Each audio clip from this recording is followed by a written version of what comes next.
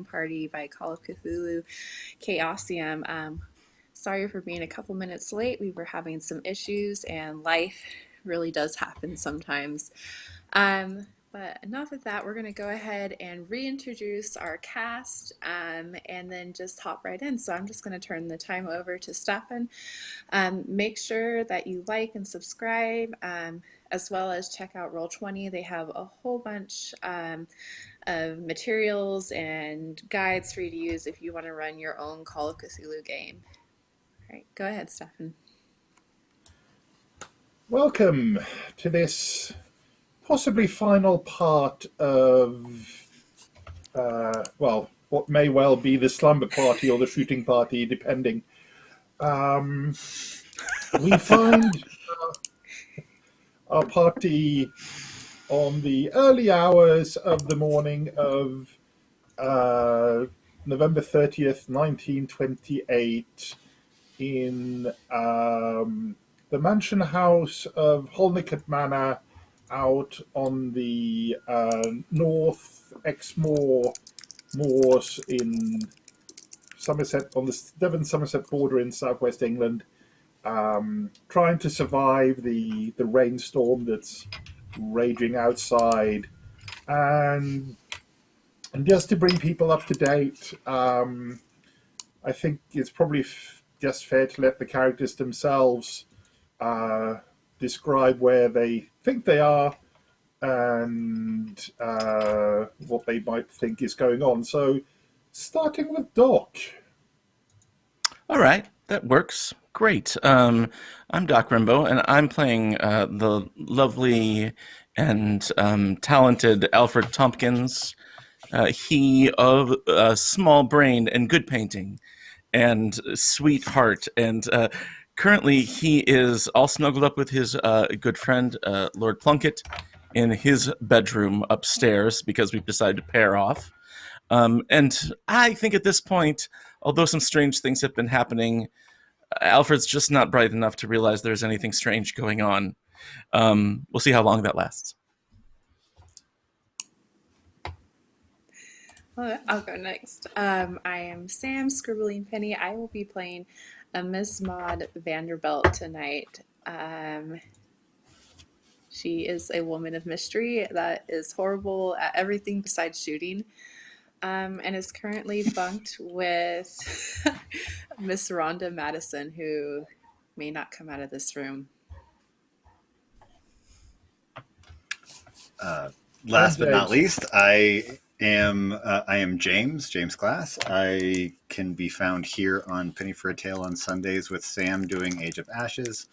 And I am playing George Littleton, the groundskeeper of the manor. I believe that I am on my own, kind of checking out the security of the ground floor, if I remember correctly, although I'm a little fuzzy because we skipped a week. And speaking of being a little fussy and somewhat sleep deprived, I believe we left the last episode with George having just failed to push a listen roll. I think that does sound right, doesn't it? I'm a little sleepy, I think. As a suitable mental conundrum to explain what's going through George's mind, if you wouldn't mind just giving a quick overview of events to date. Well, we started with an outing. We were all going out and hunting, I believe it was pheasant.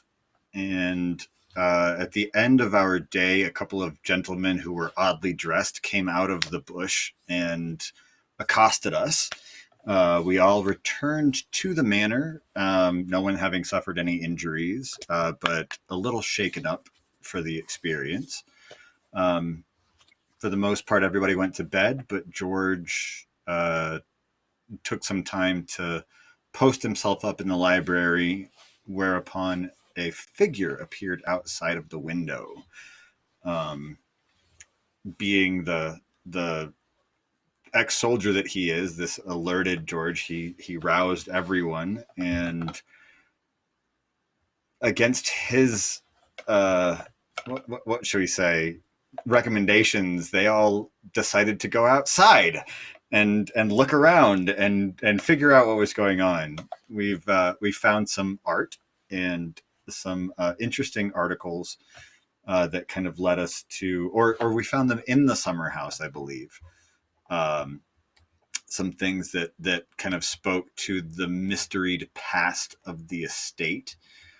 And George tried to get everybody to kind of stick together and stay in one room, and they decided not to. And I think that's the best that I can do. If anybody else wants to chime in, you're more than welcome to. So I have been shot. I was shot by a historical reenacting magician. Yeah, I forgot. You see, I mean, for those of us with he meta dug knowledge, the bullet out. yeah, that's right. For those of us with meta knowledge, I mean, obviously, some sort of a ghost or some re-embodiment of some spirit haunting these grounds or something along those lines. A time loop of some shot kind, poor maybe. Alfred, right? But Alfred's he's unflappable. Much sturdier than I would have given him credit for. Actually, he's not. He's like paper mache. He he's not going to last long. Speaking of inflappable paper mache, we'll turn the camera down to the estate master bedroom, in the large king-size bed we find fighting for the one remaining hot water bottle and its heat. The owner of the estate, one Oliver Plunkett by name, and our dear Alfred. Alfred, you're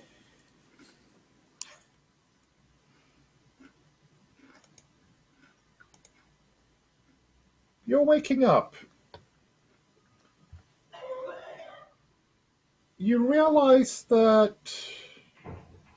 you're waking up not quite where you went to bed. Most noticeably because Oliver isn't there. Right. It's a different bed. The interior of the room is differently decorated, but it still seems to be the same room. But it's differently decorated. Yes. Go ahead and make a listen roll. Oh, happily. Listen, now it appears I've done a bit of sleepwalking. Oh well. Okay. Back to sleep. You turn over, and that sort of magical, you're not quite sure if it's 10 minutes or an hour later, you're basically kicked awake by Oliver moving on his side of the bed, and when you open your eyes, the room is as you remember it, probably about 5 or 6 hours ago. Pardon me, when you went to bed. What time is it when I wake? Is it still dark outside? It's light. Well, it's light grey outside in that it's still raining quite heavily. It's British daylight. Yes. Okay. Yes, it's British daylight savings time. And Oliver is there basically starting to get ready, and he goes, "Oh, well, you're awake. Awake, yes. Hopefully the staff will have managed to get some breakfast laid on." Oh yes, that would be lovely. I had the most peculiar dream about redecorating. Well, you artistic chappies. And of course, we might as well start and see what a sanity roll for Alfred looks like. Oh, happily. Let's do a sanity roll. I gotta find it. Where is that on the sheet? I'm gonna find it. Where is Just it? underneath the stats on the top right. So just. There you go. Got it. Great. Here it comes. Oh, Well, everything seems to be speaking fine. of unflappable. Yep, nothing unusual about dreaming of waking up in different rooms. Perfectly everyday occurrence for Alfred. Do I remember? Yeah. Yes, of course. Yes, I sleep in all sorts of places. Do I remember anything about this different version of the room that I could describe to Oliver? Sure. Like, what are some of these differences? The big difference is the paneling, the wallpaper, the furniture. It's structurally it's the same room, but it's as though it had been completely redecorated in a much more robust and austere manner. For example, there was a writing desk over there in the corner that was significantly heavier build than the perhaps rather more baroque piece with the Sure. green leather surface that's standing there now. That sort of thing. He would share all this with Oliver, saying things And like, "Have you ever considered putting perhaps?" Sounds absolutely terrible, old boy. I mean, Oh, no, I don't know. This is going on to fashion, I think, but I like the desk you have now. I don't know. I would imagine something so large and cumbersome. well, no accounting for taste, old boy. Especially in dreams, Of course not. Dream taste. Ha ha. Yes. Indeed. Speaking of dream taste, we shall move across the corridor or across the bathroom to the bedroom of Mrs. Miss S. Vanderbelt and Madison, where we find Maude waking up to the accompaniment of, what appears to be a regiment of the Scots Dragoons, drums and pipers, quite happily snoring away at her side. It's like, where am I? Putting You are- Mitch you on are- blast. Take that, Mitch. We know your character snores. Yeah, I did not get very much sleep last night. Um, Maud will look at her for a moment and then just like pick up this pillow. Can she put it on her face? Oh, absolutely. She barely moves. Excellent. Yeah, so first she's gonna get up and peek out the doorway, make sure no one's there, turn back into the room and lock the door. Just sort of quietly pat across the room and then just like push the pillow down on her face. Alrighty.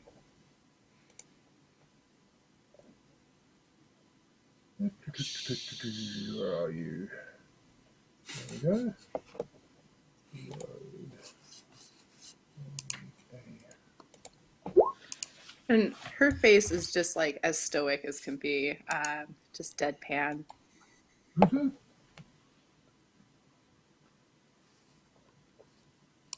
The snoring ceases. but there. I would say go ahead and make a. Ooh.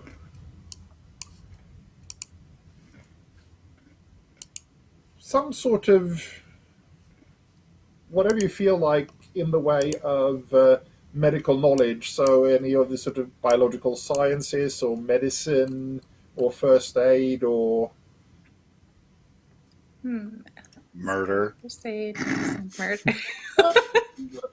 I don't Make a think murder I've written roll. that down on the character sheet, so we might have to improvise here a bit. Oh, Okay.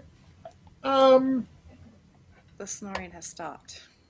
The snoring has stopped, That's the only and near as you can tell, well,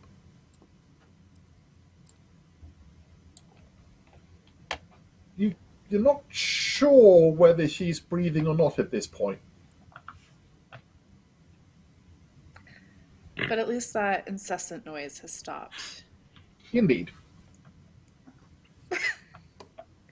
She'll take her pillow, put it back where it was, make up her side of the bed, and then get ready for the morning.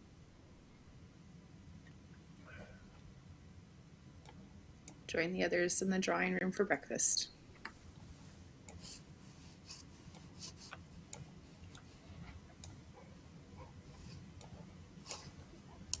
Meanwhile, turning back to George.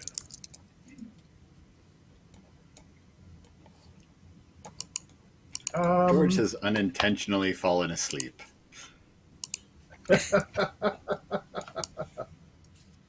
I think does that's the indeed best way to explain the failed listen roll from last time, is that he has simply nodded off as he, is getting a little older. And, once upon a time, he was the highly alert and dedicated soldier. But, the older you get, the harder it is to stay awake all night. Those all-nighters just get tougher and tougher over the years. Isn't this like day 2 of staying up all night? What? I think it was all the same night, wasn't it? It's all the same night. Just an awful lot of the same night. Yeah. You all make your way down, accompanied by Oliver and trying to work out how to phrase this correctly. Susan MacDonald, upon whose door Oliver has rapped his knuckles a few times to make her attend, as it were. And you find your way to the breakfast room, where there are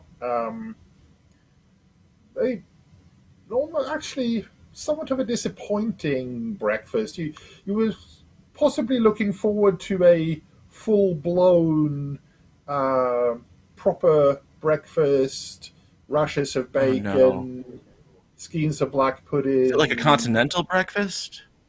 Porridge. What there is a bit of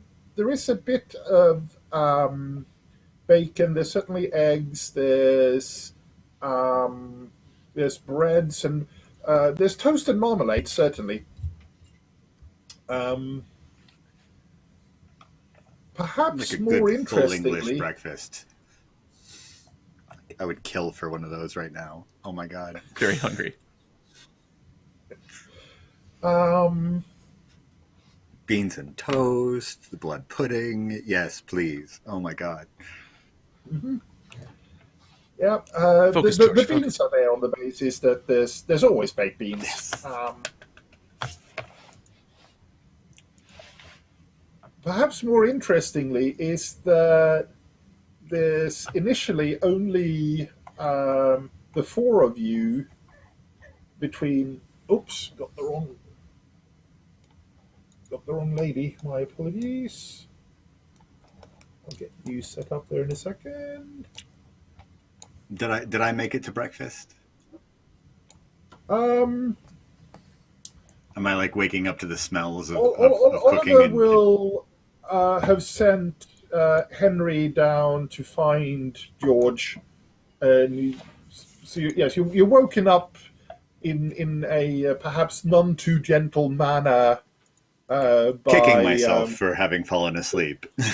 the butler walking in and shaking you awake, sir, and going, "Breakfast is served, sir." But very good. Yes. But yes, interestingly, as you set into what there is, you notice that there is only the five of you in attendance. That is Oliver and Susan, Maude, George, and Arthur. There is no sign of the rest of the guests. The staff are in and out, but appear skittish. And Everyone else must still be asleep. I've got no room to talk. I overslept as well. You could definitely use some sleep, dear. Look at the bags under your eyes. Oh, those don't go away anymore. It's too bad. Yeah, no. How did you sleep, I think Mr. Tompkins? quite well. I did have some odd dreams, but so it goes from sharing a single water bottle with a friend, you know, like a chilly night, such as this. Kept thinking of those paintings, and I think at this point he would talk to Susan. He'd say, "Susan, we discovered some of your paintings in the summer house. Historical portraiture in nature."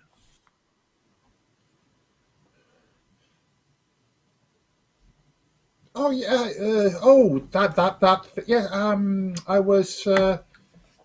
I came across some sketches in a magazine and kind of liked the style and thought I would Oh, yes. try to imitate it. They're very good.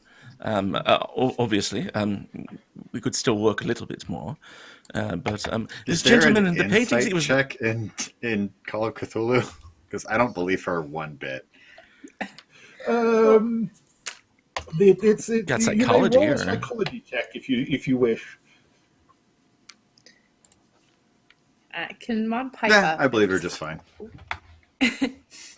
Sure. Dear, what magazine could you possibly be reading?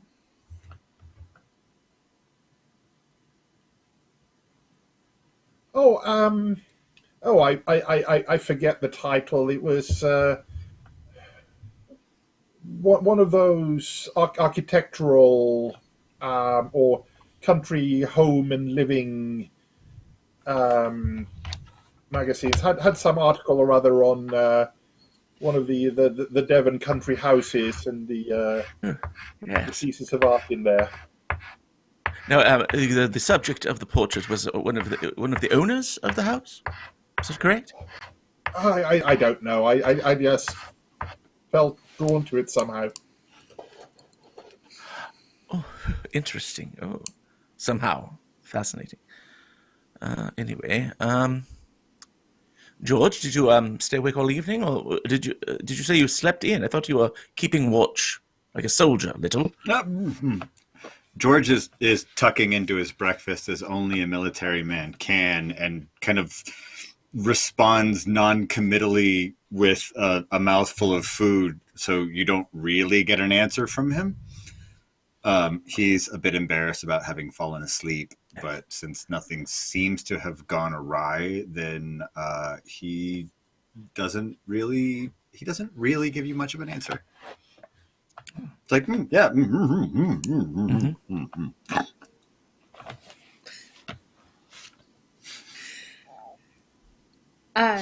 Under her, Maud will move over to Alfred, and just sort of under her breath.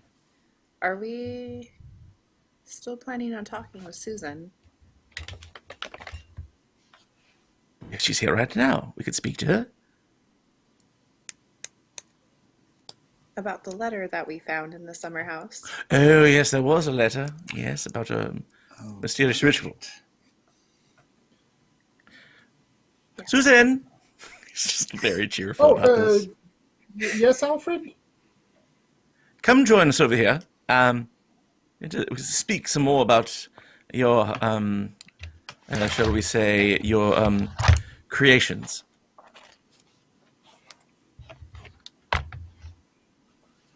Oh, oh, yes, certainly. And she'll Now, somewhat reluctantly make her way over from where she's sitting with her brother. I mean, not Now, it's Maude, one chair away, so... Did you want to ask her about the letter that we found? Susan, we found the most peculiar letter in your handwriting out in the summer house. Do you have any idea about what I'm talking about?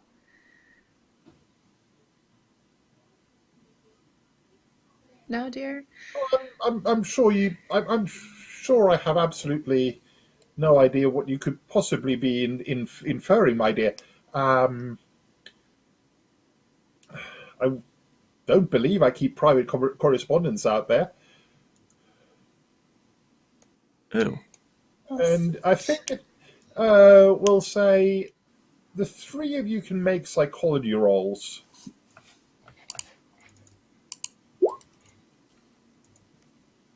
Ooh. Good job. George is just eating Thank you. voraciously. Yeah. Alfred has pretty good personal insight into people. Okay. So As much of a brick wall as he is.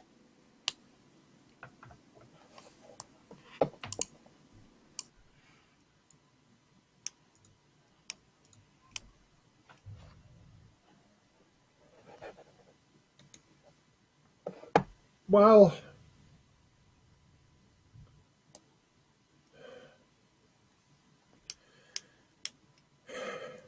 and Susan looks up a little bit towards Oliver, not quite managing to meet his gaze, and turns back to Alfred and Maude and says, I guess perhaps that isn't quite forthright.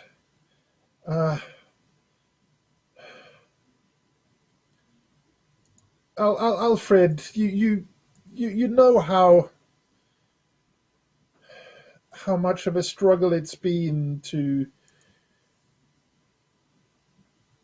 attempt to return from the horrors of the last decade and rebuild our lives out here. Oh, yes, of course. When I With started the loss of your having- husband. And... When the dreams started, it all seemed so right. And what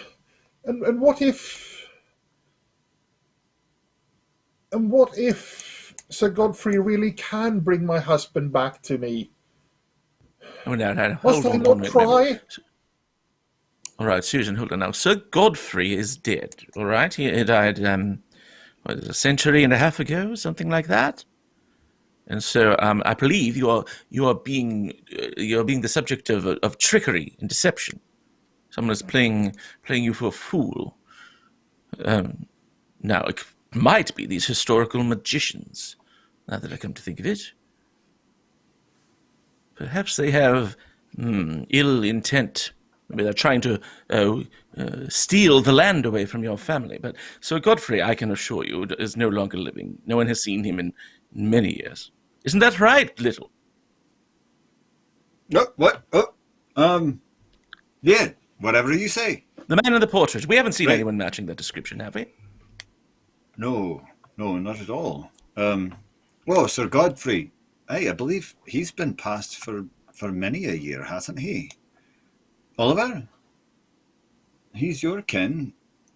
You mean that When the did Sir gentleman Godfrey in the pass? picture?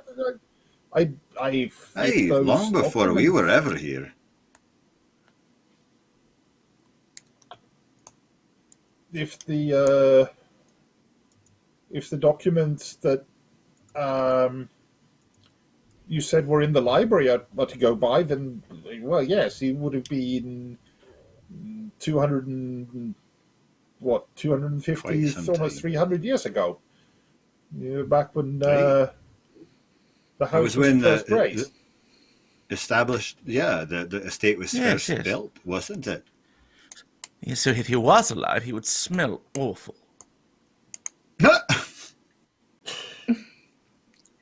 This is all silly, dear. You need to move on. You are a beautiful woman. You can find someone else. Yes. Yes, perhaps, I mean, what about Little? It was quite What? handsome. No, I don't believe that would be proper. I'm sorry. No. Oh, No. all right. Mr. Tompkins, he's the help. Oh, yes, but look at him. He's dashing. Me? He knows how to load I a was gun, simply- or maybe perhaps not shoot it accurately. I was simply implying that, married once is enough for any good Christian woman. I forgot how If you the Lord lot so do chose it over to- here. To bring your husband home to the Lord's embrace, then so be it. I don't believe that. No, he just kind of stammers through a really unconvincing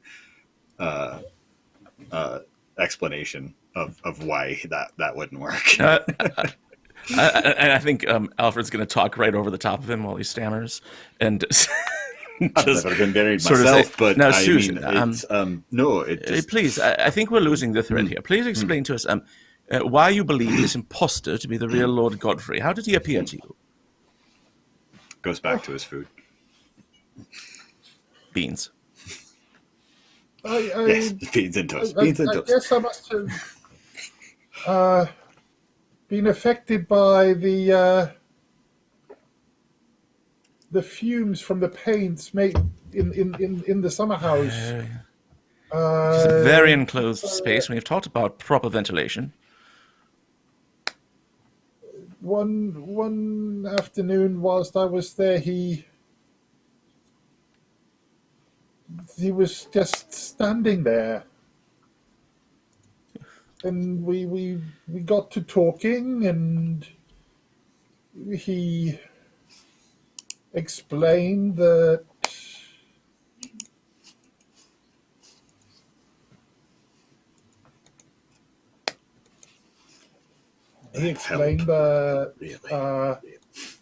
he had the power to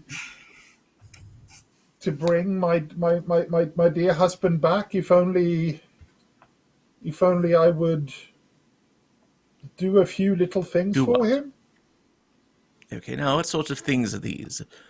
Grocery George shopping? would perk up at that for sure. Just keep the summer house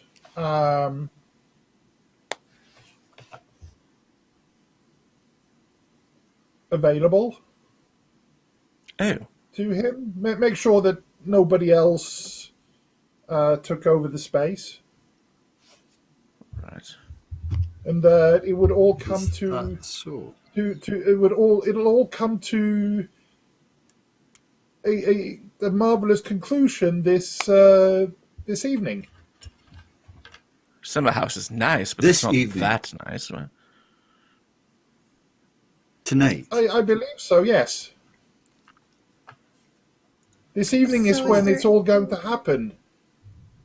When the great magic is going to occur and he can bring my husband back. Oh dear, And, you sound George's eyes absolutely go crazy. Oliver is looking a little bit perturbed at this point. It has to be said.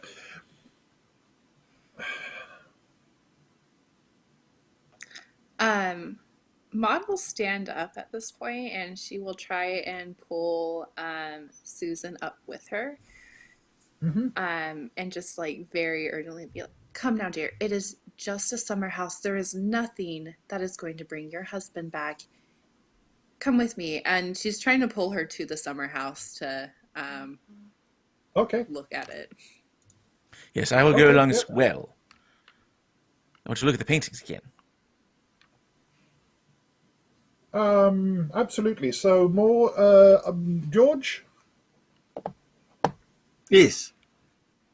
whilst Maud, Alfred, and Susan are heading out into the pouring rain and the summer house, do you accompany them, or are you staying back here I with would. Oliver? Or No, I would accompany them, and I would, as we are leaving the front door, I would grab one of the umbrellas from the umbrella stand next to the door and make sure that they were suitably dry. ever the gentleman. Thank you, Little. Ever the gentleman. So, whilst somewhat missing half a leg, at least you've got the arms to handle an umbrella, so that works. And you make your way out to the summer house. And Maud, I guess since you're probably in the lead by about half a length in front of Susan. I'm probably George is dragging like Susan. trying to hold the umbrella out and getting wet himself while trying to keep Maud and Susan dry. Yeah, the entire way she's like pulling Susan, just being, come now, dear. You are being absolutely silly and ridiculous. Come look at this summer house. There's no great magic, nothing that will bring him back. I would be looking about to see, just like head on a swivel, looking for, maybe the gentleman that accosted us while we were hunting, any sort of, movement in the bushes. George is on high alert, but is trying to be a gentleman. Indeed. And as you're doing so, given the weather, you can all make spot hidden rolls.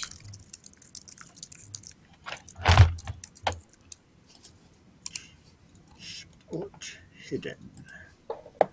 Yay! A success. I failed, unfortunately. Oh, Good. Gotta make my screen bigger. The rain keeps misting up your glasses there, Alfred. You need to keep a pocket What? handkerchief with you. I was just thinking about this dream I had, my redecorating dream. Just focused Well, on getting Susan to George- this room. having being quite rightly the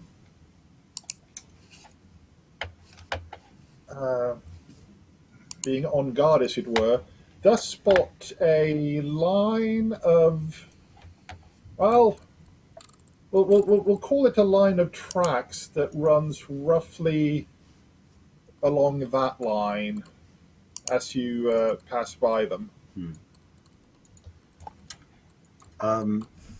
I would accompany the rest of the group to the front door of the summer house, and then I would circle around to the north side to inspect the tracks. Okay. And I would make some lame excuse of like, oh, excuse me, I just want to, I'd prefer to stay out in the fresh air.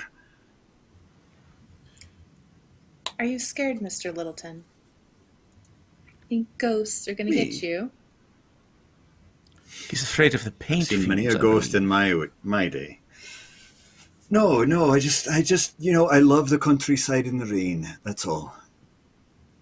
And he understands the importance of proper ventilation.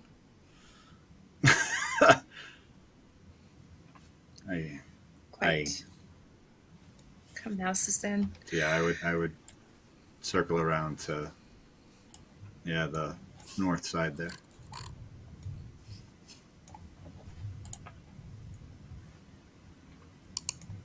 So in the summer house,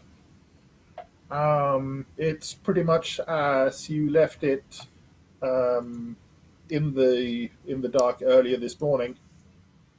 Uh, Nothing seems to have materially changed. There's the desk with the papers strewn about on it. There's the pile of paintings leaned up against the easel. Um, yeah. Does it look Right? clean and well kept?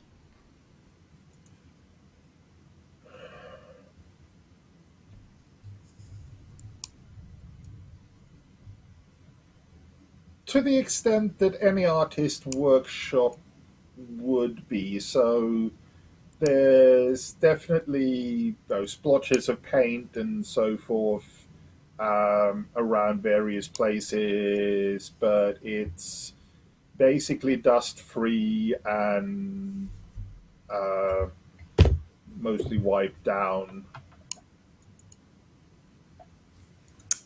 I asked as I wonder if Susan's been keeping this place up, taking care of it herself.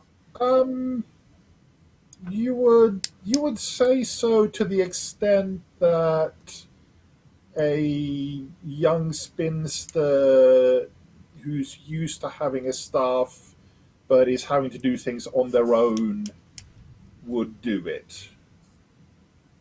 Excellent. So he just told you to keep this place available to him. Yes.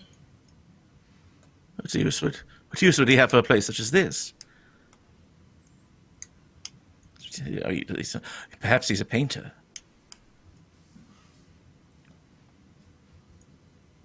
Very much Well, he doubt they said had it's time it's for where such he's leisurely he said activities. it's where he's going to arrive.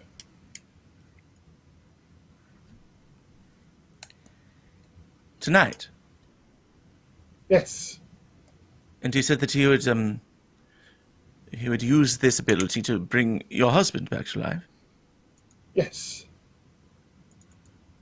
And what assurances did he give you? Why would you believe such a thing?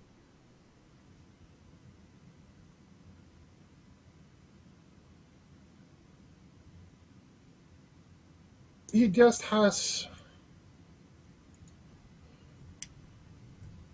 a way about him. He spoke directly to my heart.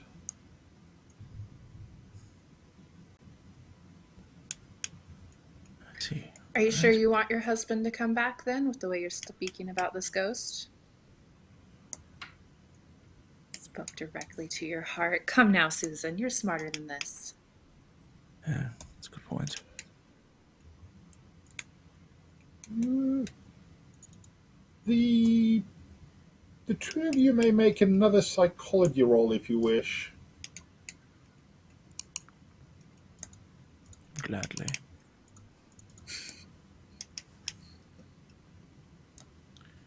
Let me try this. Get some insight. Can I spend 8 luck there? Yeah, I'd say that's worth 8 luck. Sure. Good job. So Alfred, you've in your various flittering between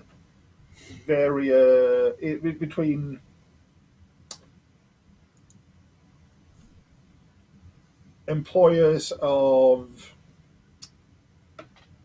perhaps more or less moral ambiguity, um, you recall one particular incident where you were present at a hypnotist session at a country fair, and a particular showman was making a show of being able to turn people's will and beliefs into implausible extremes. And there's something about Mrs. MacDonald's demeanor and phrasing and way of glossing over details, particularly if they go against what she claims is her belief, that it's not quite the same maybe, but it feels very similar. Yes, now, I believe I know what's happening here, Maude. I'm sorry, Miss Vanderbilt. I do believe that Susan, well, do you remember those gentlemen who came into my room and shot me, the costumed magicians? I told you about them, remember? They shot me in the shoulder. Yeah, yes. Now, I do believe they also practice hypnosis. They are charlatans, and they have somehow swung a watch in front of her head and made her believe she's a chicken. Well, not exactly a chicken, but I've seen them do this sort of thing before.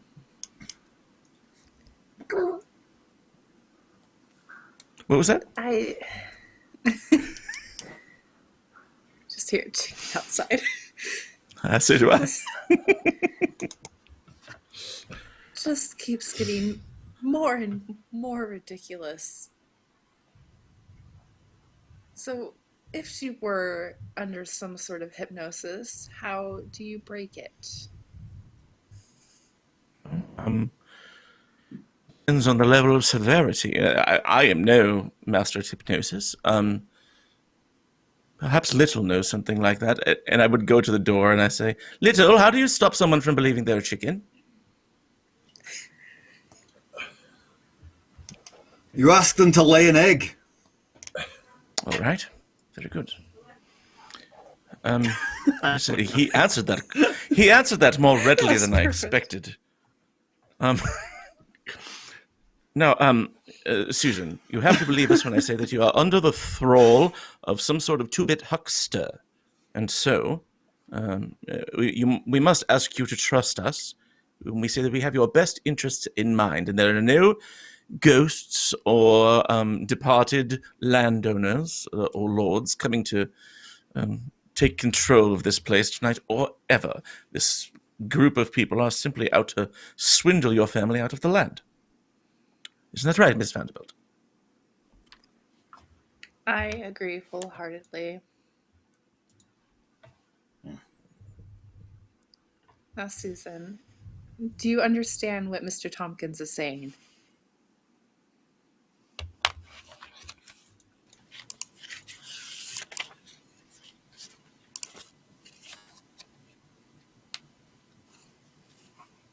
I think Alfred has my best interests at heart, but none of you were there. You can't imagine the joyous power that I feel when Sir Godfrey deigns to talk to me and smile at me. Anything is possible for that man. Yes. Again, the result of hypnosis. What shall we do? Can Maude slap her? It seems like a traditional move. Go ahead and make a dex roll. Dex or brawl?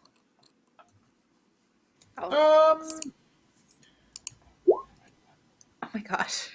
Yeah, you that. Let's say we'll. I'm going to spend all my luck to... I'll say, don't worry about that. Make a fighting brawl roll. Why not? Okay. Ah! Whoa! Okay, I'm going to spend 75 luck. Nah. What? No. I I wouldn't can't worry about it. feel pitying No, someone. I want to slap Complete her. whiff. Like, not even close. She ducks. You spin around like a all that Looney is Tune. Hit me in the face. Yeah. you go to slap her and you hit her cheek, but it's a tap by the time that it gets there. All right, I need a gun.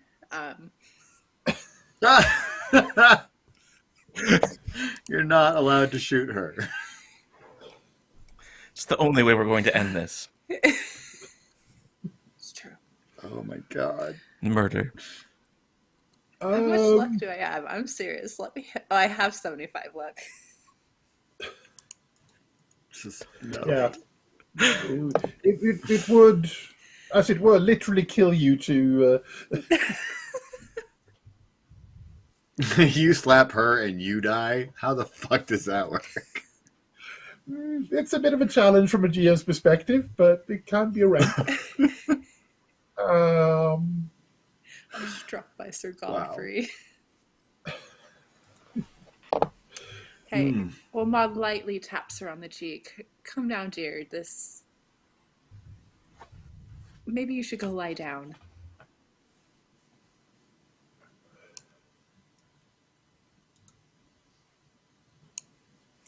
It's interesting that you should mention Sir Godfrey.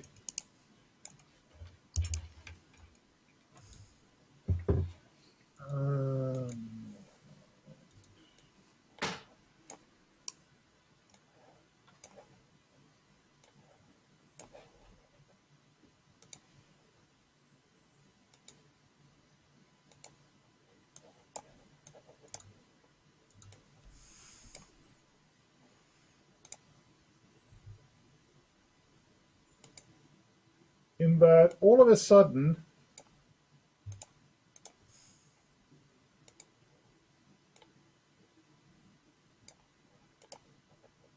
he is in the tower with you, along with two other gentlemen in steel breastplates and long leather coats.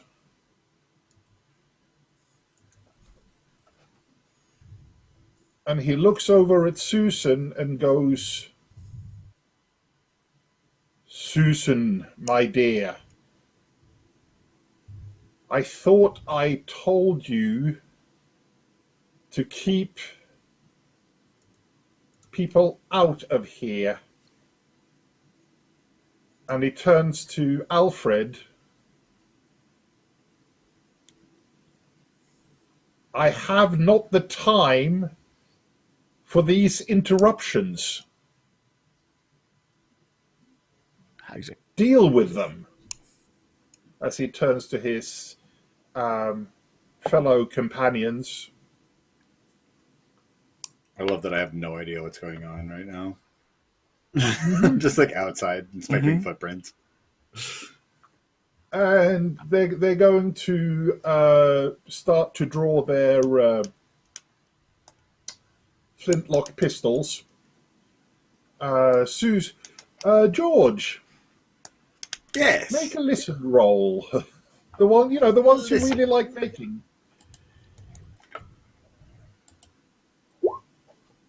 I'm starting to think that George went a little deaf in the war from all of the shelling. Okay.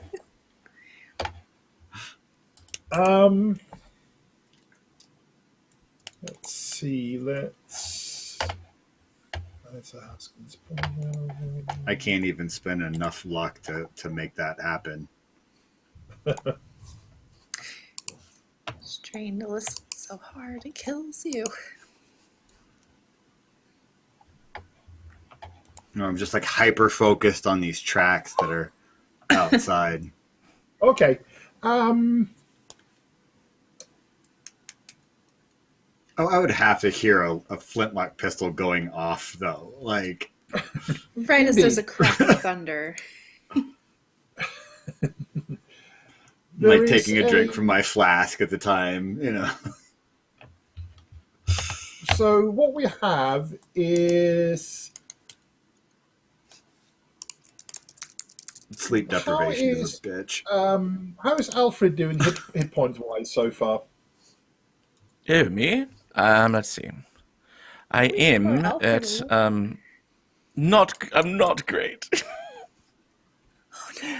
I have 4 of them. You have 4 of them. Okay. What? I was shot once already. Indeed. So Christ. what happens is this. Susan screams. Sir Godfrey goes, "Oh, shut up." And her scream is Oh, cut no. off mid-sentence, as it were.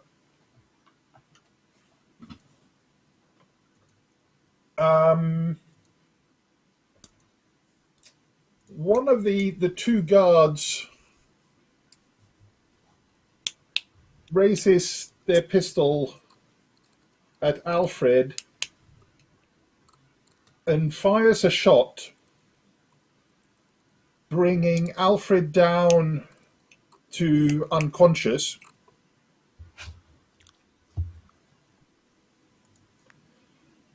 George Alfred, no. has heard the shot. Maude, what do you do? Um, so she looks around frantically as she sees poor Alfred just crumple to the ground. Is there like a bottle or something of glass that she can break and have some sort of weapon nearby? Oh, sure. There's a convenient bottle of turpentine. Oh, turpentine.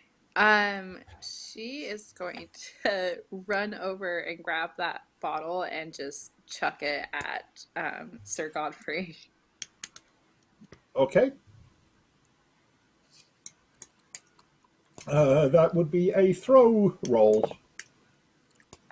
Throw. If I keep doing this the way I have been. Oh.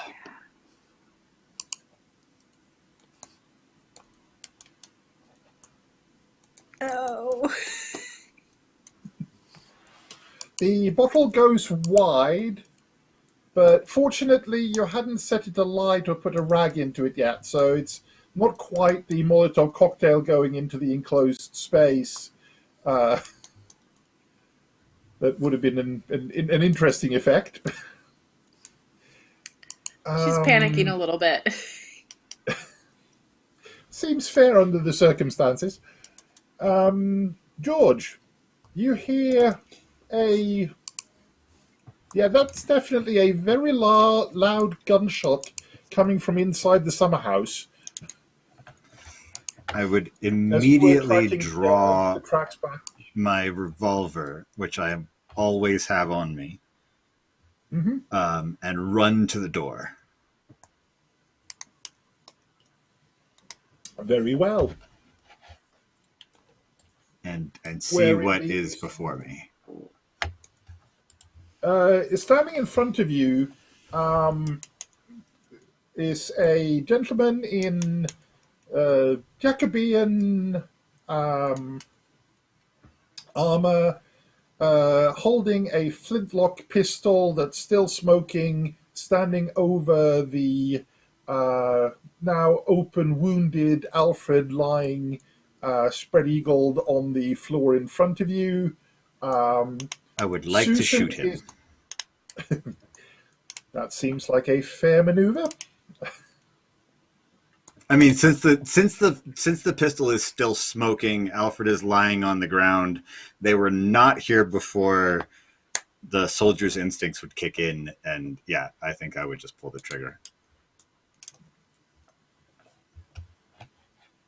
If that's all right. Absolutely.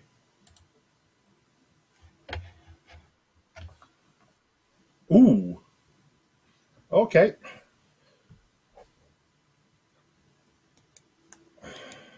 Center mass. Indeed. He just goes down. Breastplate not being at all any real defense against a modern bullet. I would then turn the pistol on the other gentleman in armor and prepare to fire again on my next turn. Very well. At which point, Sir Godfrey says, I have not forgotten about you, George Littleton, but even you cannot step in my way.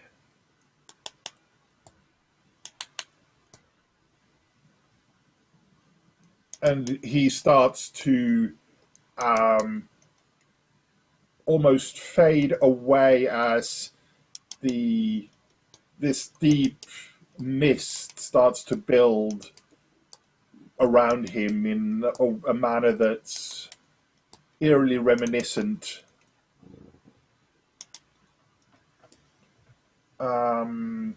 It is... When?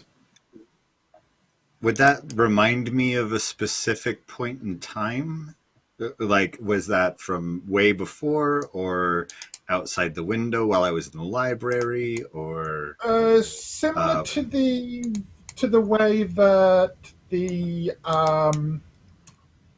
so-called poachers disappeared into the mists yesterday afternoon, and that the magicians, the other intruder last night disappeared after they shot Alfred.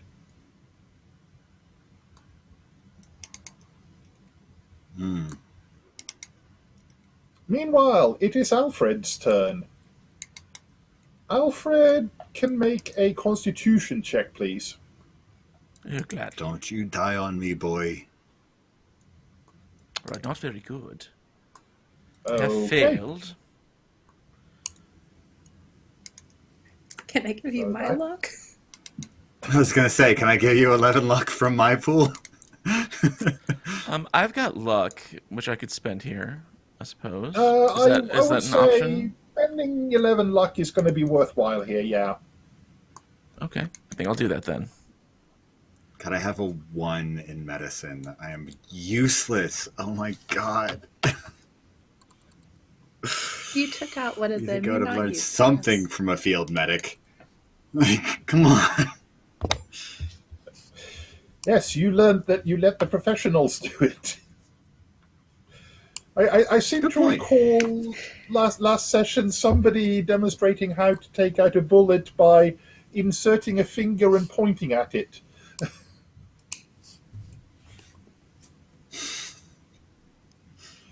Can I roll first aid? Maybe? Well, first of all, let's see, where are we? Maude, yes, it is Maude's turn. So, you've gone... Yes, it's... the next up is the one remaining roundhead who's also... He turns and fires a gun towards Maude, but as he does so, well, A, he misses, and B, he's also fading away into the shadows. And as the scene dissipates, oddly enough, so do the wounds on Alfred, and he comes back too, still on 4 hit points. Hello. And the 4 of you who remain. I would rush Yep. into the space that was Check. previously occupied by the soldier that was still up and be very, very, very confused, and then turn to Alfred and try to staunch the wounds if Maude wasn't already doing Yes. so. Oh yeah, Maud's Now, already I'm had telling it. you, it's proper ventilation is important. George is I believe we've losing all his had a shit right now. hallucinogenic Alfred, episode. Alfred. What? Oh, you Boy, were are you shot. all These right? historical magicians are back again. She like What? places her hands on his chest and is like looking for the wound. Oh, it's nice. Yes, thank you. Yep. There is no sign of the wound. But Like no I hole saw in the it. clothing, no nothing. No, nothing. Right now, I we've said- saw where you were shot. Do you not remember falling over? No, I remember. I thought I had breathed in too many paint fumes. I thought I was imagining things. Perhaps having a dream. This is unusual. I'll give you that. I wasn't in here to breathe in paint fumes, and I saw you bleeding out on the floor. Yeah. I shot someone who was standing right here, and now he's gone. I would turn on Susan. we are actually, victorious. And point We've my done gun it. at her. I would point my gun at Susan. She's standing. You have some explaining to do. But he's. Oh, it's not good when he's. He's not good when he's angry. I would. No. George would like step up to her and be ready to basically pistol whip her, and then stop himself at the last second. Indeed. Whilst that is going on, if I could have just quick sanity checks from the three of you, please. Yes, I think that's appropriate. George is losing it right now. Yep, that's appropriate. Yes. Also, I have lost some sanity. George and Alfred can each take a point of sanity loss from the disorienting effects, as it were. Go Is like that the 10. middle number? Maude is made of saner stuff. Just lucky. Lady. Wow. I mean, she did just do something to Rhonda, so. So the number that I'm taking away from on the character sheet, is that the middle number of the three? Yes. Okay, cool. Just want to make sure I had it right. Yeah. And if it goes below the number on the left, then that becomes a cause for... yeah. Awesome.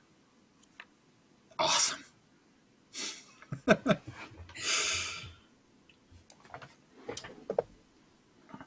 I would grab Susan by the arm rather than hit her with my revolver, and be like inches from her face,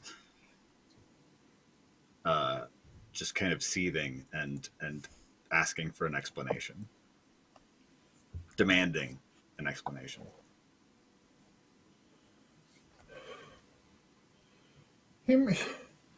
We shouldn't be here. Or you shouldn't be here. Now, Susan, I have given you the benefit of the doubt, but I'm starting to see Little's point here. Now, this property belongs to your family, to your brother Oliver, and these interlopers, they have no business claiming this house. No matter what kind of trickery they have at their disposal. We should return to the house, and we should barricade the door here. Sorry, go ahead, Staffan. What can we do?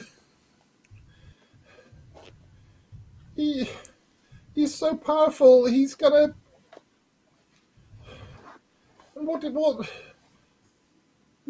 He's brought his guards. What if he? No. What if he kills them? MacDonald. And she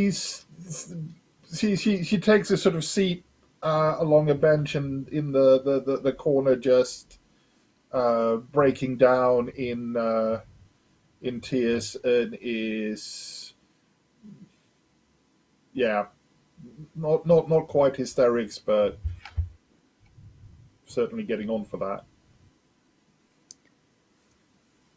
I mean, she does have a revolver pointed at her right at the moment. Yeah. I think Maude is gonna like storm out of the summer house, heading back towards the main estate. I would. Yeah, Alfred would follow Maude for sure. George would follow them both, hauling Susan by the arm with the revolver like pointed at her.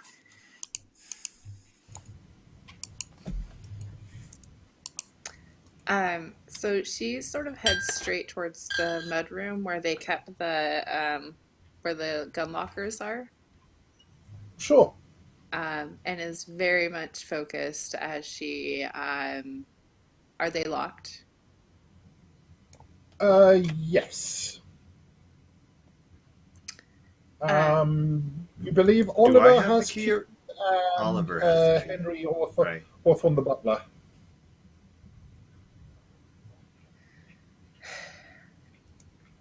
Mr. Littleton, I am going to go get a key from Mr. Plunkett. I think that I believe would that be we should good. all be armed. Excellent. I'm glad that you agree. Mr. Tomkins. I agree. Can you try and Yes, shoot one of these guns this time? It's what? Should the need arise and these charlatans, as you call them, come back? I need to. Before I ask, I need to ask. Do you believe these are? Do you believe these are human beings? Well, one of them died, didn't they? Well, it seemed to work. Would it help you to believe that they're not humans? Yes, it would. No, they're not They're humans. ghosts. All right, They're yes, demons in I don't human believe form. that falls under my pacifist views. No, yes, all right, good. I They shot you. Yes, they did. Haven't they broken some form of pacifism? Eye for an eye, right? No, that is no. It would do me well just to believe that they are supernatural in nature, and I am not breaking any of my own values. No. Well, in that case, I've never seen a human disappear in front of my eyes before, so I will assume that they are supernatural in nature if that's what makes you feel better. All right, and this end, and he But I points do to find that most this is of where the the bullet comes monsters are out. actually men. All right. What kind of gun is this? Is it just a shotgun or It's a something? shotgun, isn't it? You either have the shotguns. There are a few pistols. I think the character sheet probably. I'm trying to recall. I think you either got 10 bore or 15 bore. I have a 12 bore. I was going to say, George, I have a 20 has gauge. has a good one. So yeah, you have a 20 gauge. I had a 20 gauge on the hunt. If it was something like that, that would be good. Yeah. I mean, basically, you get the guns from the hunt guns, as it were.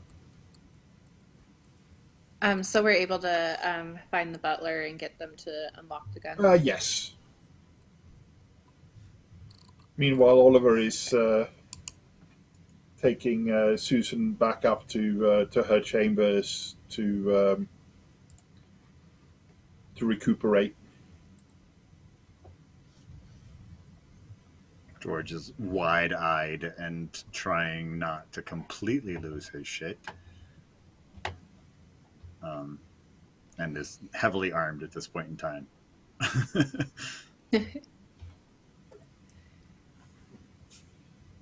Now, do we leave this place, or should we go back to the summer house, Mr. Littleton?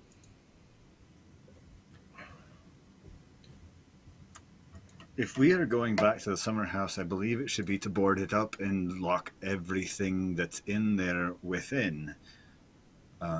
If it were up to me, no one would ever set foot near it again, to be perfectly honest. And should we believe what Susan has to say? Would that stop this ghost, this apparition, whatever the hell is going on, from coming back if the door is boarded up? Well, they appeared inside without any sort of... they didn't walk through the doors. Quite right, Mr. Tomkins. I believe we need a better plan. But we have discovered that they can be killed, and so I honestly don't know. To be perfectly honest, I don't know. I've never seen anything like it in my life, and I've seen a lot. Maude will break the barrel of her shotgun, make sure that it's loaded, snap it back into place, and move towards the entrance of the house. Well, let's see what we can do about this summer house then.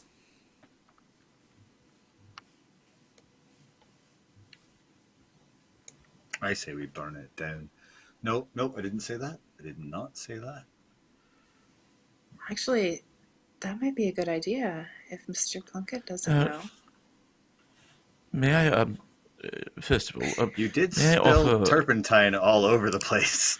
That's true. May I offer an alternative question, such as, is it the house itself or its location? You remember that landscape, there used to be a mound beneath it. Perhaps that is the place of importance.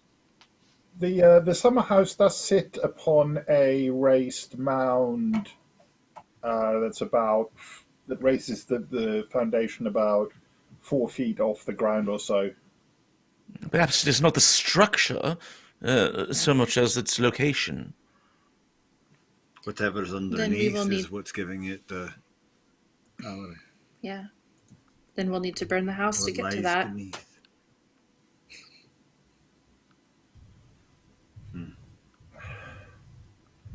I mean, wait. Perhaps we're being too rash. That would be necessary, says Oliver. Perhaps they could be reasoned with. They did seem to be conscious, unhappy that we were there, perhaps. But I mean, I don't know. Do we? Maybe we can avoid a fight. Maybe they just want. Maybe they want something, and we can just give it to them, and they'll go away. Why? I mean, why would he offer to bring Susan's husband back? Yes, that's true. What did she have to offer? What does that benefit then? They needed her assistance. None of this makes any sense at all. This is madness. Well, not yet.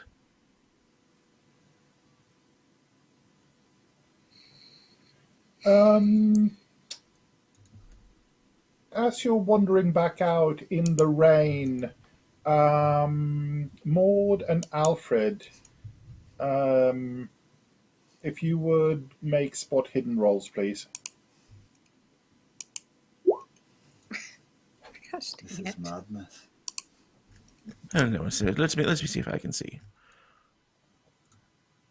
Ah, yes, there we go. Ooh. It's a hard success.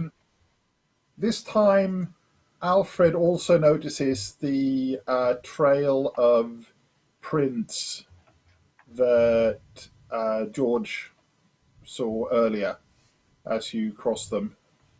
As they Look at that. Some sort of some tracks there. But they're not going to the summer house. They're going past it. yes. Those are probably just George's tracks from earlier. George, have you seen these? I was following them earlier when I heard the shot, and I came back. I'd almost completely forgotten about them, to be perfectly honest. Do they look familiar? You know, I'd like line my boot up next to them and see if they match in size and shape and no, they're not mine. It's whoever was outside of the window last night. I'd bet good money that it was them. Whoever it was. Could have been any number of individuals, any of the staff. But all the staff was inside. These are fresh prints. No, sorry. The neon Bel Air sign on the summer house. Yes. You do notice that there's a couple of things that strike you about the prints.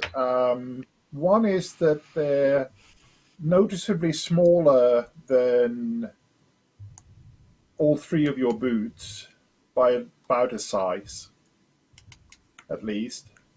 The other is they're, rather than being individual footprints, they're dragged almost, as though somebody wasn't lifting their feet when they were moving, particularly. I would point all of that out and kind of explain, like as a tracker would, what that would mean. You know, someone dragging. So what does it mean? Shuffling. Oh, interesting. Well, where's it going? There's only one way to find out, lad. But I don't know that asking someone who knows. You are not well, and I would point to his shoulder wound. You know, at the very least, stay behind me. Yeah, perhaps it would be best if anything to happen to you. Perhaps Oliver and I could stay back here by the summer house while you venture further in. I've got a gun now. See? Yes. Well, I would look at Oliver and then look back at Alfred. Try not to hurt yourself with that. The open end goes towards the other person. I'm not an idiot. And at that, he twirls the gun around like an idiot. Yeah. Go. I would kind of slings it over his shoulder and points it directly at Oliver. Right? Not an idiot. Just for flavor, Alfred, why don't you give me a luck roll? Oh, I'm so glad to do that. Oh, yeah, that's a success. Okay, yep. Oh, it's perfectly safe. Perfectly safe. He takes the barrel and points it down towards the ground. Shows him the proper way to hold it. As a matter of fact, why don't you just go ahead and he breaks the barrel for him and folds it over his arm like you do when you're walking in a hunting party. It's just stay put. Maude and I will go ahead and if we're not back in say 15 minutes, go back to the house and call for help. Very good. Yes. 15 minutes, starting now. I don't have a watch. I can't afford it. Well, Oliver has a pocket watch that he brings Oh, good. out. And Yes. It's lovely. You're a good man. So George, You're a good man, Alfred. The best. George and Maude follow the trail, not particularly far, just into the start of the copse, where you find a dilapidated old well, surrounded by a worn-down fence that's basically half lying on the ground. There's a rather well-worn rope hanging down into the well.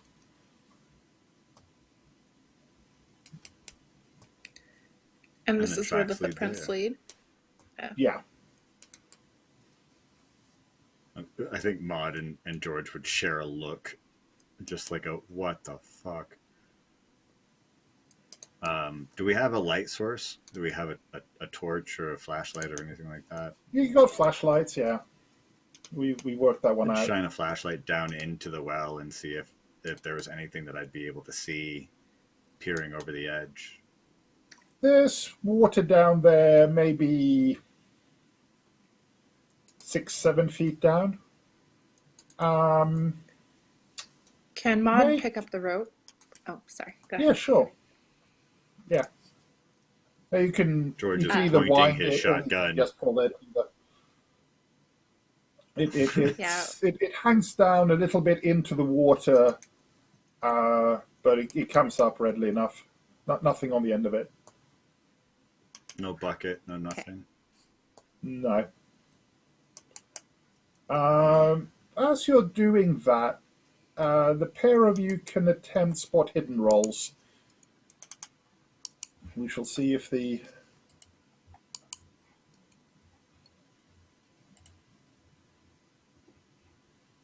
Ooh, Okay. Just barely. perfect. George, as Maude is pulling the rope, you notice that at the bottom, she sets basically the rope end swinging, and up against the side of the well as she's pulling it. And you notice that it swings past the edge of the well, and you realize that there appears to be an opening in the side of the well, probably about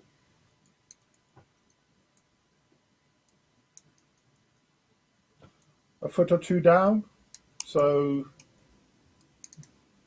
I would point it out, of course. I would also call back to Albert and Oliver and ask them to come this way. Because I'm going to climb down, and I don't think that Maude should be here alone. What? Maude will ask him to lower her down. I'm lighter than you are. Yes, You but can if lower there's me down and something pull me down back there, up. Number one, I don't trust this rope.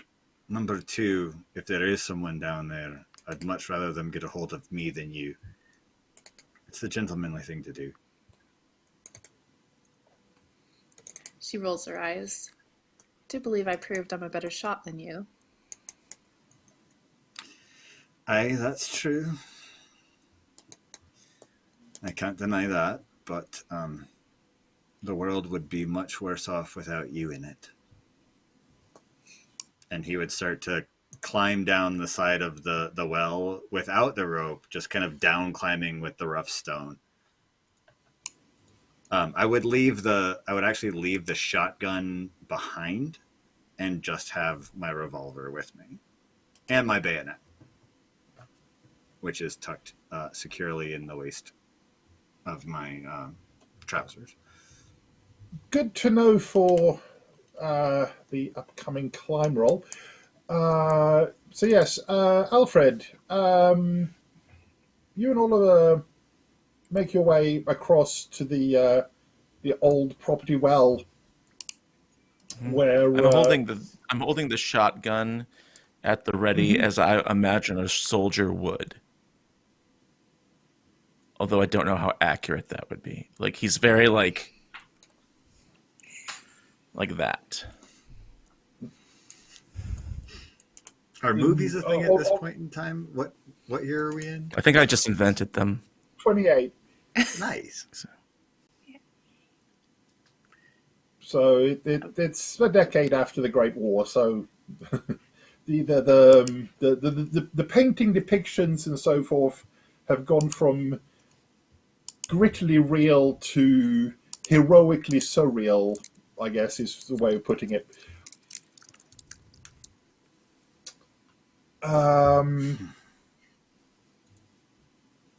Oliver is standing, looking down over the edge of the well, as George makes his way down. George, make a climbing check. Just for reference, movies were a thing at this point in time.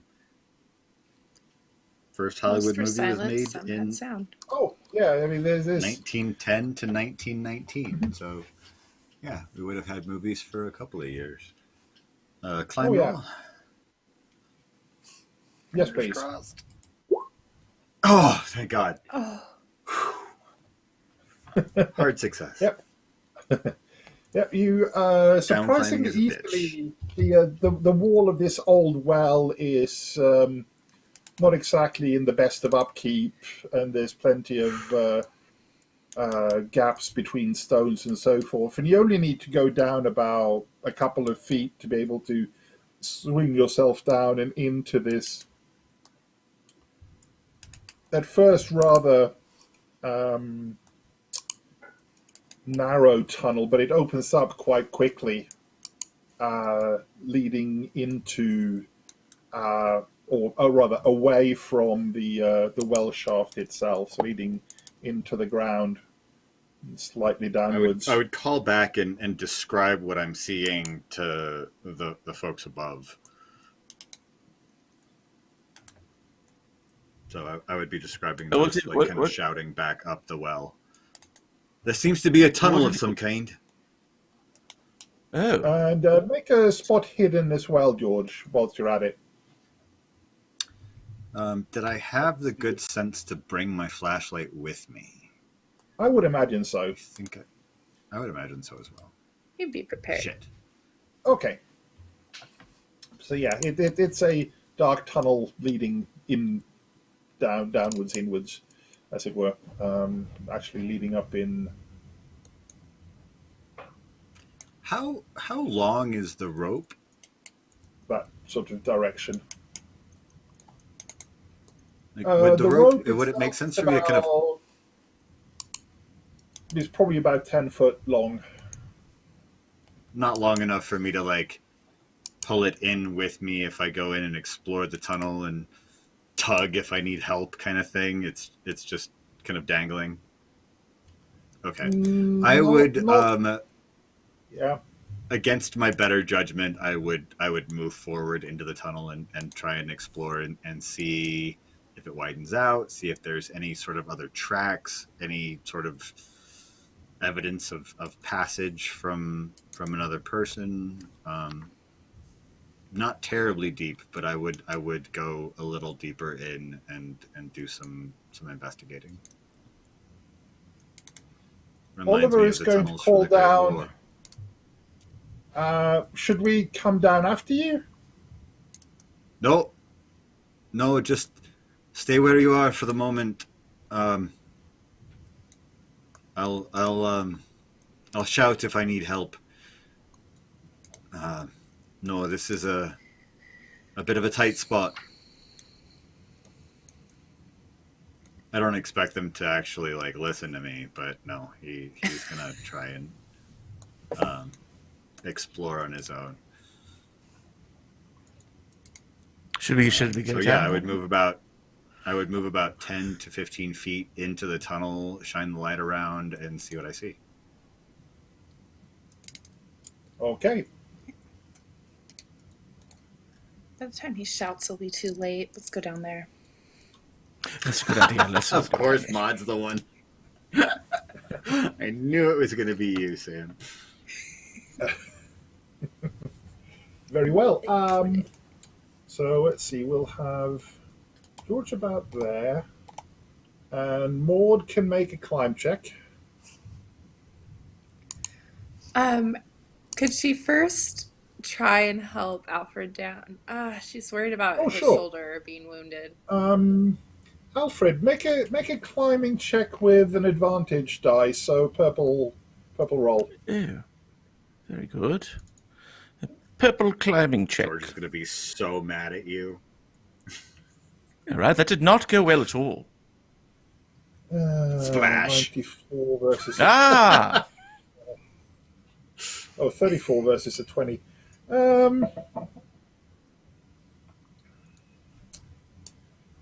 He makes it. Yes, Alfred is making his way down when he does tweak his shoulder. You just can't help My it. shoulder. He starts to fall down. You have a chance, Maude, to make a strength roll if you wish to try to grab him. Catch me, Maude. Yes. Green.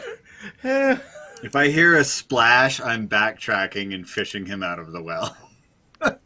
You hear a splash. All right, I'm backtracking and going, I told you not to come down! Fishing him out of the water as best I can and dragging him into the tunnel bodily. Like, ugh! You know, if you would listen to me, you wouldn't have gotten shot in the first place. You see Maude begin to climb down. So, climbing Oliver, from Maude. stay where you are! Oh, good. As she swings her ever-shapely legs into the tunnel and gives Alfred a hand up together with George. She has George. similar trousers. Alfred. No, I wouldn't Make look a luck anyway. roll. I'm a gentleman. All right. Oh, George would totally look. Here comes my luck roll. Who's giving No. luck rolls? Unfortunately, Me. Alfred has dropped the shotgun hanging open into the water. Now, I do have to lean on your expertise here a little. Can you put shotguns underwater? No. But All right. is it lost to us? It's sunk down into the well? No, you know from how Alfred sort of went in that the water is only probably a foot or two deep. So I think if we fish it out, I probably still have some spare shells on my person somewhere. I mean, it would only make sense to bring extra rounds. The only difficulty of the weapon getting wet would be that the powder would not fire. So if we pull the rounds out and we replace them with fresh shells, it should work just fine. I wish I hadn't Always dropped hit it, someone though. with it. Oliver, could you perhaps Like a club. tie the rope around my shotgun and pass it down to us very carefully? Would call up certainly. through the well. And he sets about doing so. And if you have any extra shells, could you? Oh, well, I don't know that it would be a good idea to try and drop them down.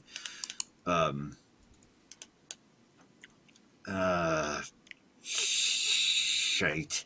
And I would pull off my shirt and I would, before he pulls the rope up, I would tie it to the rope and tell him to, any extra shells or anything that he has on them, like, take my shirt and turn it into a sack and then tie it along with the shotgun and pass it down to us with the rope. Just to make sure we have enough rounds for Alfred's now doused weapon. Ahem. Ahem. Well, what? It's a club now. Yes. Not a very good shot anyway. Personal. As you're starting to lift up the, or as I'm now shirtless. Maude looks. As Oliver starts to lift up the shirt, having and is getting ready to deliver your shotgun down to you, you notice that there is some movement up the corridor, and you swing your torch around and see three round-head parliamentarian zombies come stumbling down the corridor. Their swords raised. Any time now, Oliver. Can Maude just fire? Maude may in. Let's see. First up is Alfred. Hello. Are these gentlemen here? They don't appear to be gentlemen. We don't have the dry ammunition yet, correct? Correct. So there's like no shooting for me to do or anything. I have my revolver. Maude has her shotgun. Yes. Yeah. Right. Okay. So, okay, hold on. I have to think about this. What would Alfred do in a situation like this? Yeah, I'm sorry. Like I mean, back into the well. No, he yells down the hallway and he says, "Hello, here to speak to Lord Godfrey." That's not why we're here. Yes, maybe convince him to abandon the silly quest to reclaim the land or whatever it is he's doing and come back from the dead. Anyway, my name is Alfred. He goes around and introduces everyone. He's such a lovely gentleman. He's such an idiot. Allow me to kiss my head. I love him so much. I love him. Such a gentle soul. Oh gosh, I love him so much. The three of them are going to move down to engage, but they're not going to actually have time to make any attacks, just because zombies and shambling movements and whatnot. But they are, however, zombies. You say they have swords? I think a sanity roll is called for, as these walking corpses. Wait a minute, these aren't normal parliamentarians. Shit. I think that tracks for George, though. Oh, so the first one is the fail. Yeah. George is not handling this well right now. Because we're in a well. Sam, I love you so much. So Maude takes one point of sanity loss, and George and Alfred take a D3 each.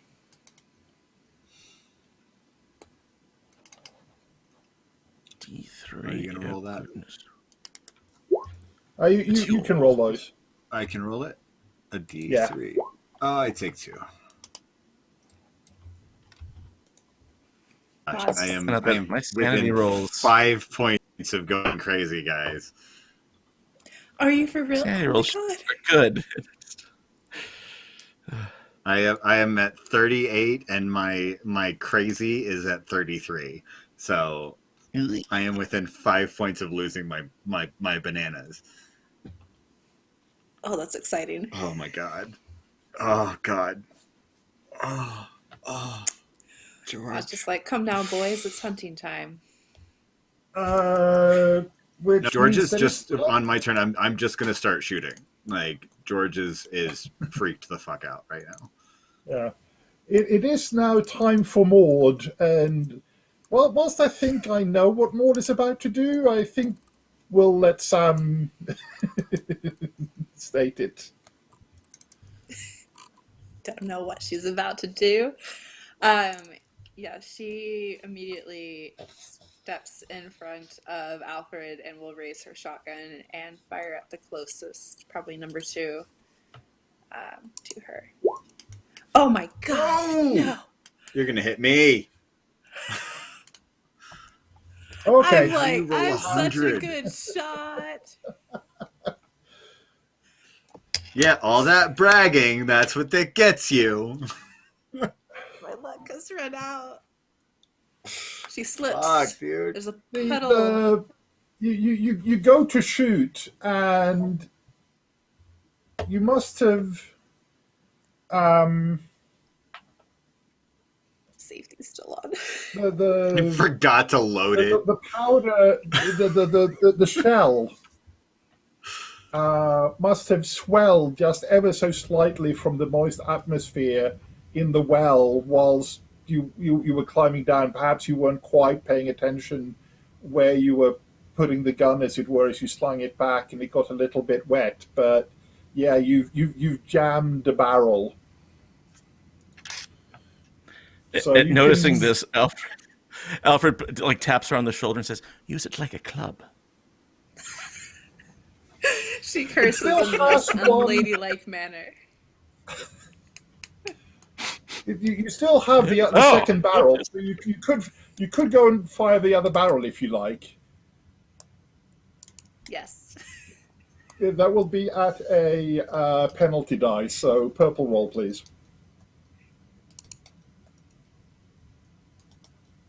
Okay, I don't know. so the shot goes off, but it pings off the inside of the tunnel behind your target.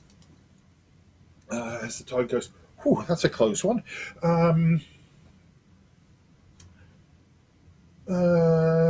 Which brings us round to George, frantically standing at the back, waving at Oliver. Meanwhile, Oliver has started lowering the shotgun, and you can have it at the end of this round, George, but this round you've only got your revolver. So fortunately, I do have my revolver. I would draw it and fire at number 2, which is directly in front of Maude. Seeing that she missed, yeah. Fingers crossed. Miss. Ah, thank God. Okay. Ooh, That's a okay. success. That's quite significant.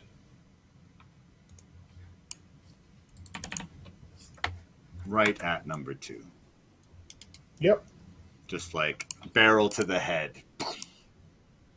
And indeed, a large portion of the head is just blown straight off as no brain matter is splattered because there is none.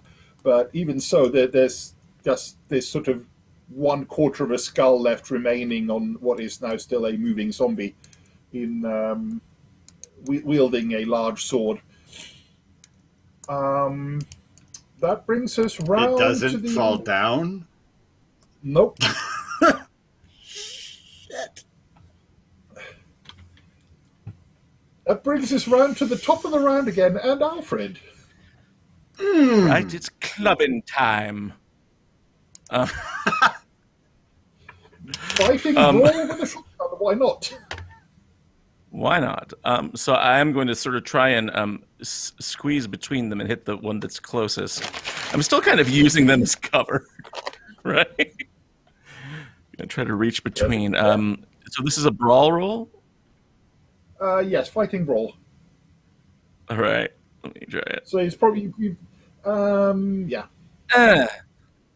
I'm going to use. Can I use 6 luck here? Yeah, you can. Seems important. Sure. I'm going to claim that since you're using something a bit bigger than just plain unarmed damage, let's call it a d6 plus your damage bonus if you have one, which you don't. So yeah, just a straight d6, please. All right, I can do that. Hey. We'll say that that's the same one that George shot. So you managed to club it to the ground, removing the remains of its head from its shoulders, and it falls lifeless to the ground. Good show. Hey, thank you I very am much. I've done it. impressed. Thank you very much. No, there's still 2 more. We're going to move in. Move that one off just to get it out of the way. Didn't think you had it in you. Number 1 is going to swing its sword at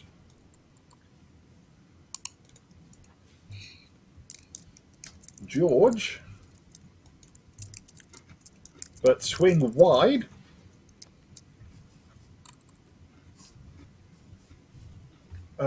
Which brings us around to Maude, indeed. So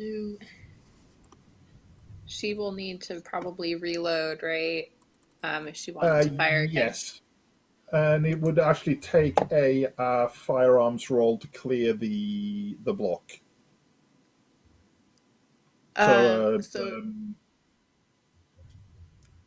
Taking Glove. a page, out of Mr. Tomkins' book, she will flip the shotgun up and try and bash in the head with the butt of the rifle. Oh, okay. Sure. zombie. In which case, that's just straight unarmed. And we'll roll a d6 as opposed plus. I don't know. We'll see what Maude has for a damage bonus. Oh my gosh. Unarmed or fighting brawl? Unarmed is fighting brawl, so that gives you the same. Oh my god. But however, you get to roll a d6 instead of just grabbing the straight d3 damage. Well, I failed, so. Oh, you failed. You missed. Okay, that makes sense. George. That makes George sense. would. Can I fire at zombie number 3 and draw my bayonet from behind my back in the same turn? You could do. Wouldn't be so, able to attack with my bayonet, but you would have a penalty die on the shotgun blast. I'll just fire with my revolver then. Okay.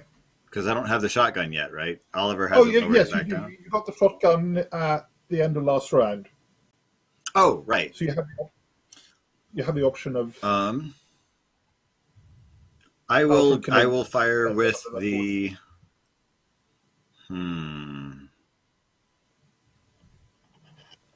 I think that I will actually fire with the revolver again.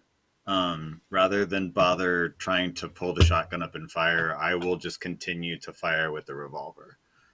Okay. At number 3,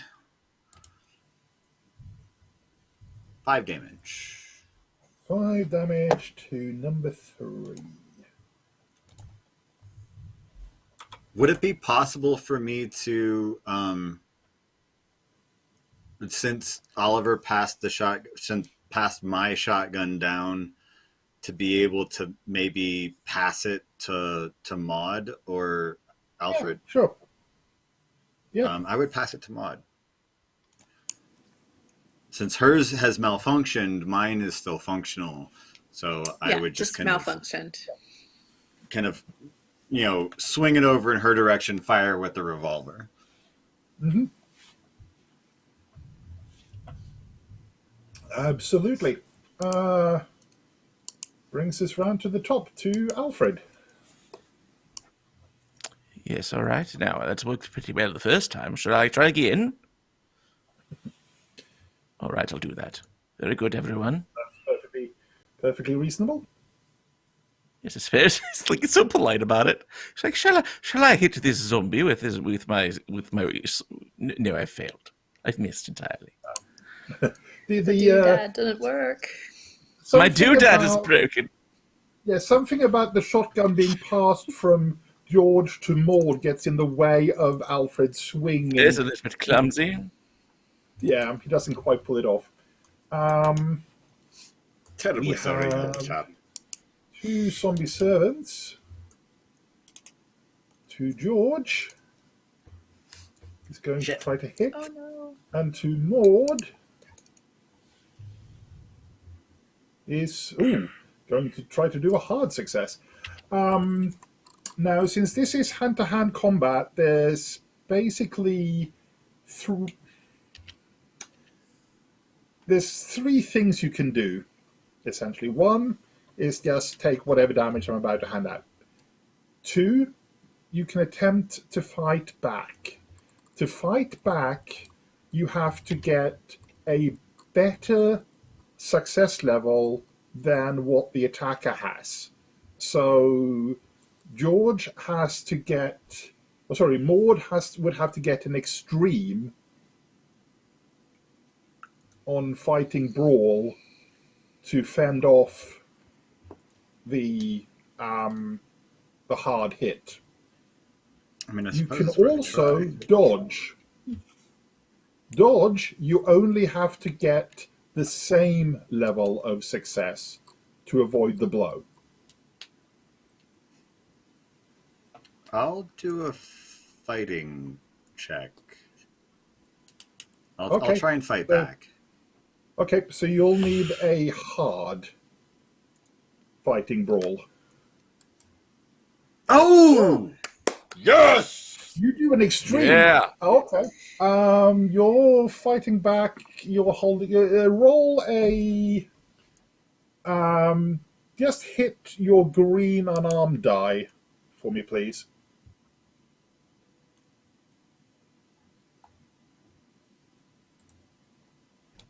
For 6 points of damage. Okay. You manage to punch it square in its chest, and it's still up, but that's still reasonable. Could that be with the? Same damage, but just for flavor, could we say that was with the bayonet? It's like, yeah, sure. Cool. Sure. You stick it. Cool. As it comes in to try to smash you over the head with or skewer you on its sword. Maude. I'll try and dodge then. Very well. Looking for a hard. Okay. You could make that a hard for 12 luck. Let's do that. Okay. Yeah, more agilely at the very last second as he almost slips upon the soggy, wet ground, manages to be just out of position as the point of a rapier comes barreling in towards her. Which means that it's Maude's turn in return. Excellent. So I feel like as she sort of dodges out of the way, she manages to take a step back so that she's able to kind of get a better shot. Mm-hmm. Oh my god! But then slips in a puddle again. That's what you get for talking all that shit about being a good shot. I know. I literally have a 70. Yeah, Uh, you fire off a barrel, and the shot goes in through the clothing on towards the side of the zombie, but seemingly just doesn't actually hit anything solid and just passes out the other end. okay, well, at least I hit it. Just didn't hit it. Hmm. It's just like Good. missing Yeah. that half of its body underneath its coat. Yeah. Yeah. Yeah, it's where that cut out red zombie. Yeah. George would just go for another shot with a revolver to the head of zombie number 3, which is face to face with Maude. Hmm. Hard success. Okay, a hard success. George is apparently really good at like close quarters fighting.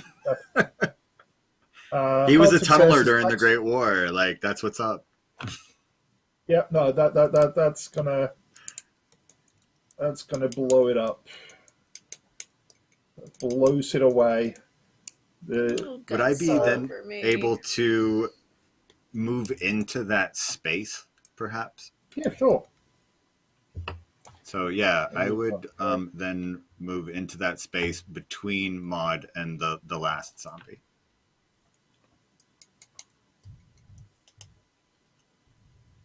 That looks good. Which takes us back round to the top of the order.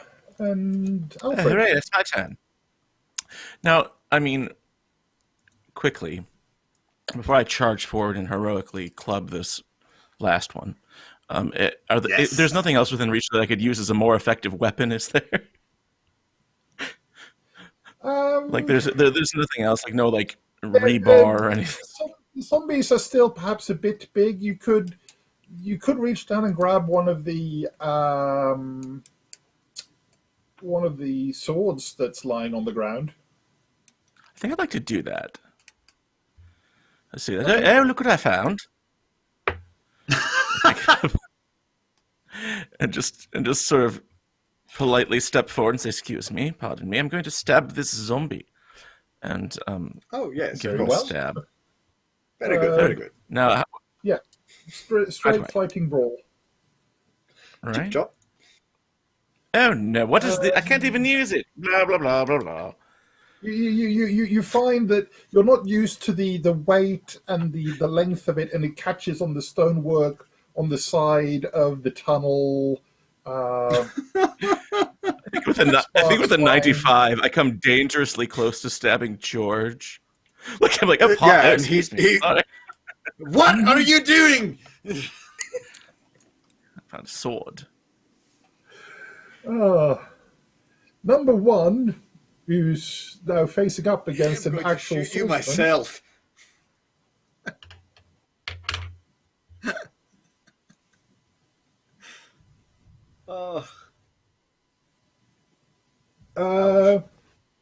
Alfred, do you wish to fight back, dodge, or just take it? I would very much like to dodge. Go for it. If it's an option. Yeah, very definitely an option. Yeah, let me attempt that. Oh! I'd like to push this roll. Is that an option? Can I push on a defensive dodge? You could push it, but bear in mind that you're taking damage at the end of it if you fail, and if you don't get a hard success on the push, you're going to take a lot more than... I mean, that's good. This is so. If I get 3 here, I go down to 1 anyway. Yeah. But if you fail the push roll, edge. you'll take more than that, and you're going to die.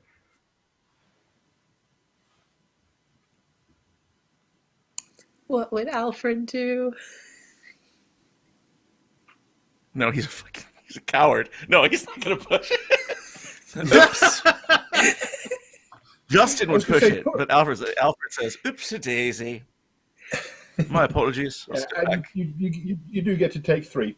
Stab. All right. Ow. But yes, pushing it in this scene would be something like jumping forwards with all your might to try to bash him down, not worrying about whether Swashbuckling. you skewer yourself on the sword in doing so. Um, so Alfred, it's oh no, that was its go. So Maude, Oh, golly. So she has 1 shot left in the shotgun. uh-huh. These gents keep walking in front of her. You could easily fire like over my shoulder. I've already lost hearing in that ear from the bombing from the war, so as we've seen, I can't pass a fucking listen roll to save my life. So I feel like Maude will like literally place the barrel on George's shoulder as though she's like setting her sights on this Okay. thing, and I'll give you a bonus die for that. So purple roll. please let me I pass like it. something. Oh, okay. For load away for 9 Nice. points. It's already taken 6, so that will be enough to kill it.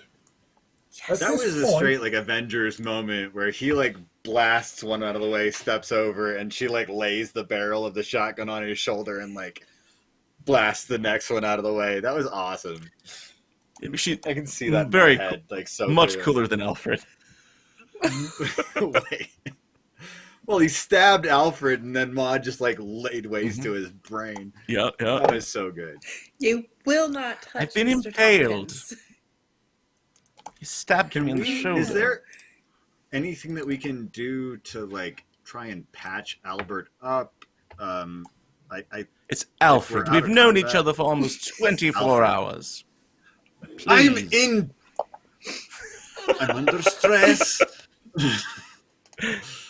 Alfred, I'll call you Alan if I need to. These chaps have clothes. Would she be able to take the sword and tear off some of the fabric on? Oh, it's probably filthy and gross. I am currently shirtless, but my shirt did come back down with extra shells in it, so you're welcome to use it for rags and bandages. Yeah, she doesn't want that back on. She'll rush back and get the shirt.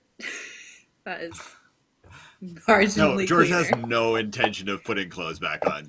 He's in tunnel rat mode. But I think that we should take a moment out of combat to clear the weapon jam.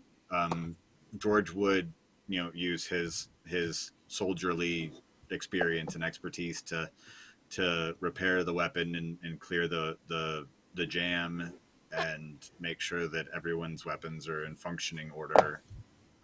Is there a while moment out of combat, Maude- though? Well, If we that's do. indeed the problem. In that, coming down the corridor, I'm reloading. This Oh, This- hello. thing that,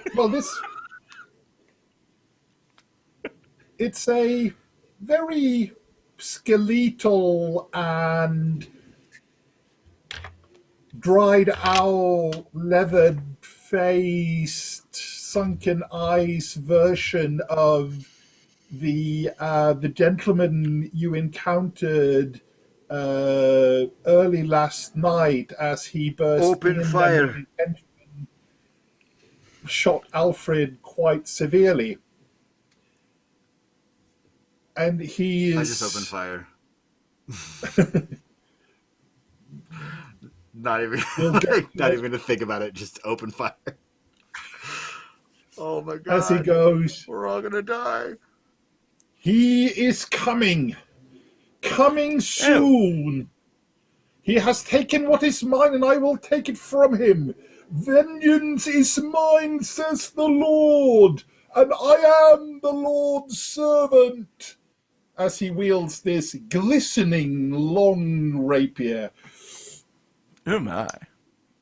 Can we just like stand side by side, like firing squad formation, and just like open fire on this guy? Please. Hey, Maude is actually going to turn towards Alfred. You need to Yes? go get help. So I'm going to climb out of here. I have been impaled recently. Yes. Good idea. I could try, but I'd say Use the before I rope. go, Have Oliver pull you up.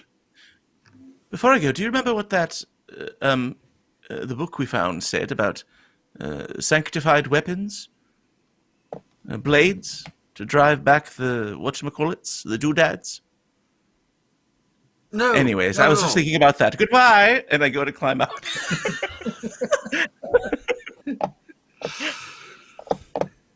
Oh, Alfred, Alfred's make a climbing roll. Oh, gladly. I'm sure this will go very well. Can Oliver help him with the rope? Yeah. Oh, thank God. What? Wow. Right on the nosy. Oh.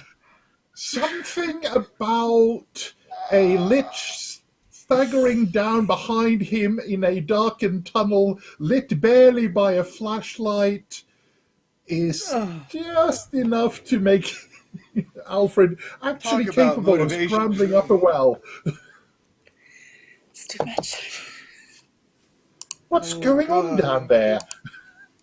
Oh, hello, I'm Oliver. dying. Yes, I'm literally dying. well, it appears that some people who were formerly dead are no longer dead. They were very miffed about, I don't know, Godfrey or something like that. How And so, rude. I have been stabbed, as you can see, and I'm very close to death.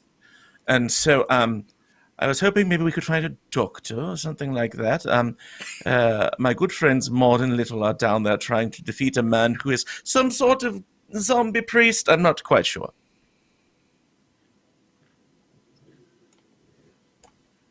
Anyway, do you have any sanctified weapons around?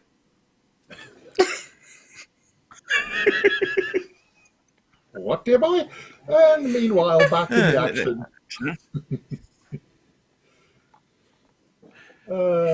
Find sanctified that's slow. weapons and throw them down. Well, there was a silvered carving knife in the dining room. Just All right, carve good a enough. cross into the top of my revolver. I would actually, like, if he Or my- mentions that, I say, well, it's worth a shot.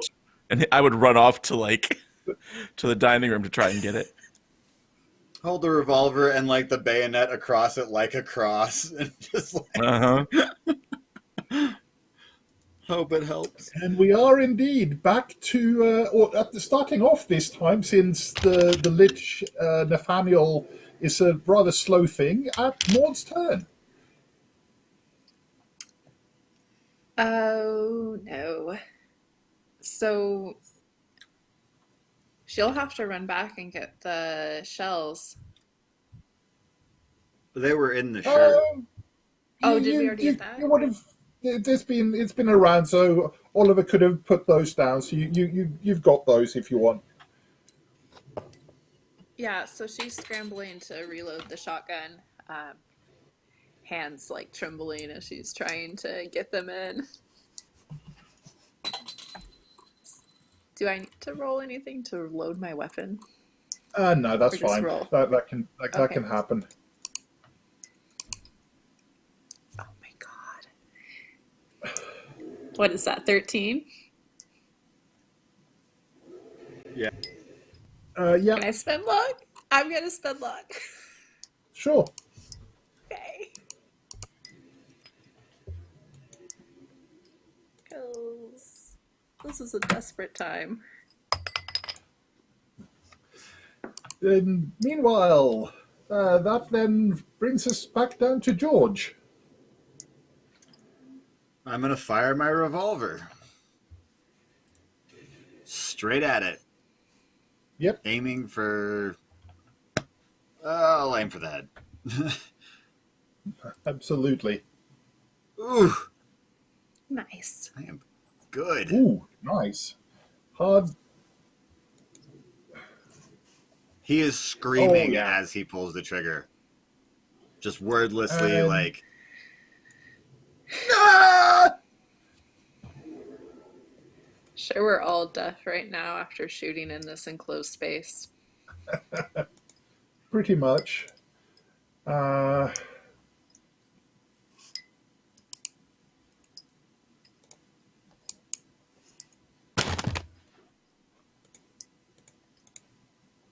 there we go. Go if I can. There we go. So yes, you the Nathaniel falls to the floor, having been blown apart, as it were.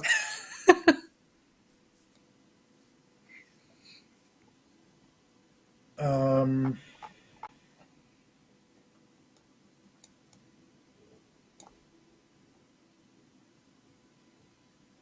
We survived.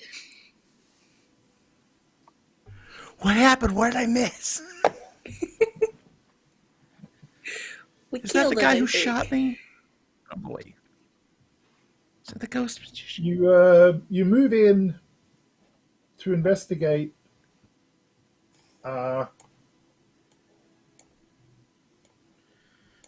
What's down here, and basically you find you make your way into a cellar of some old, previously, some building that's no longer standing.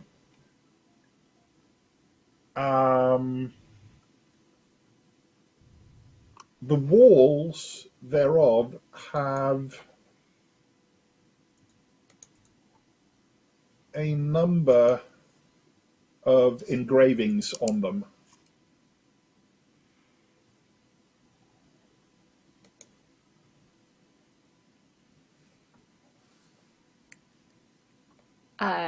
Maud will read it aloud as she looks at the engravings on the cellar walls. It is mine to avenge. I will repay. In due time, their foot will slip. Their day of disaster is near. Their doom rushes upon them. I know the time when the stars are aligned, so I know the night of my vengeance. Wait for the Lord, and he will avenge you. He will punish those who do not know God. I, Nathaniel, prophet of the one true God, will have my vengeance. Even though the evil one flees through the mist of time, I will await him, and my blade will pierce his magic and take his soul. while she is reading that, can I be searching the body of the lich there? Yeah. I would specifically like to take his sword. You can definitely take his sword, which is unnaturally clean, as it were, given the state of the rest of his body at this point. There is also noticeably a large black ebony cross hanging on a gold chain around his neck. I would take that as well. Reverently. I wouldn't be disrespectful. Because about hey, it. free cross. Since most of his head is missing, I feel like it would probably come off relatively easily. It's because it wouldn't stay on. That's what you're mostly concerned about. But yeah, the sword and the cross, I would definitely take both of them. And I would inspect the cross to see if there were any engravings, anything like that, anything of note. I think if it's okay with you at this point, you can. I think I would be back by now. Oh yeah, and you hear Alfred yelling down the well and say, "All right, here it comes," and then you hear a clatter as I toss down the table knife. We're all right. We're all right. Oh, good. Hey. Do you need me to come back down? Am I needed? Very badly injured. Your company is always greatly appreciated because we love you so much. All right, I'm going to have Oliver lower me down, all right? It's all right. Tie this around my waist. Perhaps. Don't tie it around your waist. No. Some medical care might be in order. Oh, look, stairs. Hold on. Oh, shit. we can't really want stop to him, find out all of you are.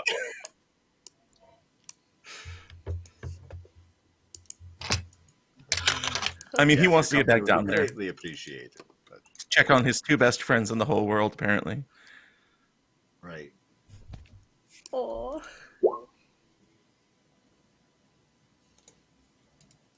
I don't like that. Oh, fuck. So yes, you So basically what else is in manage. this room? Just a few pieces of rotting furniture, the remains of a bed, a broken table. Now, would we get a sense of direction from where we entered the wall of the well? Is this away from or back towards the summer house that we've gone?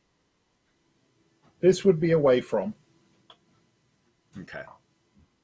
Would it still theoretically be underneath the mound area No. as we know it? No. Okay. The well itself. It was to the north of the summer house, right? Separate. Yeah. Northwest. Yeah. Would I have reached the rest of the party by now? Yes. And we're still going north, correct? You basically regroup. Yeah. Either. Oh, look at this well or outside gentleman. the well.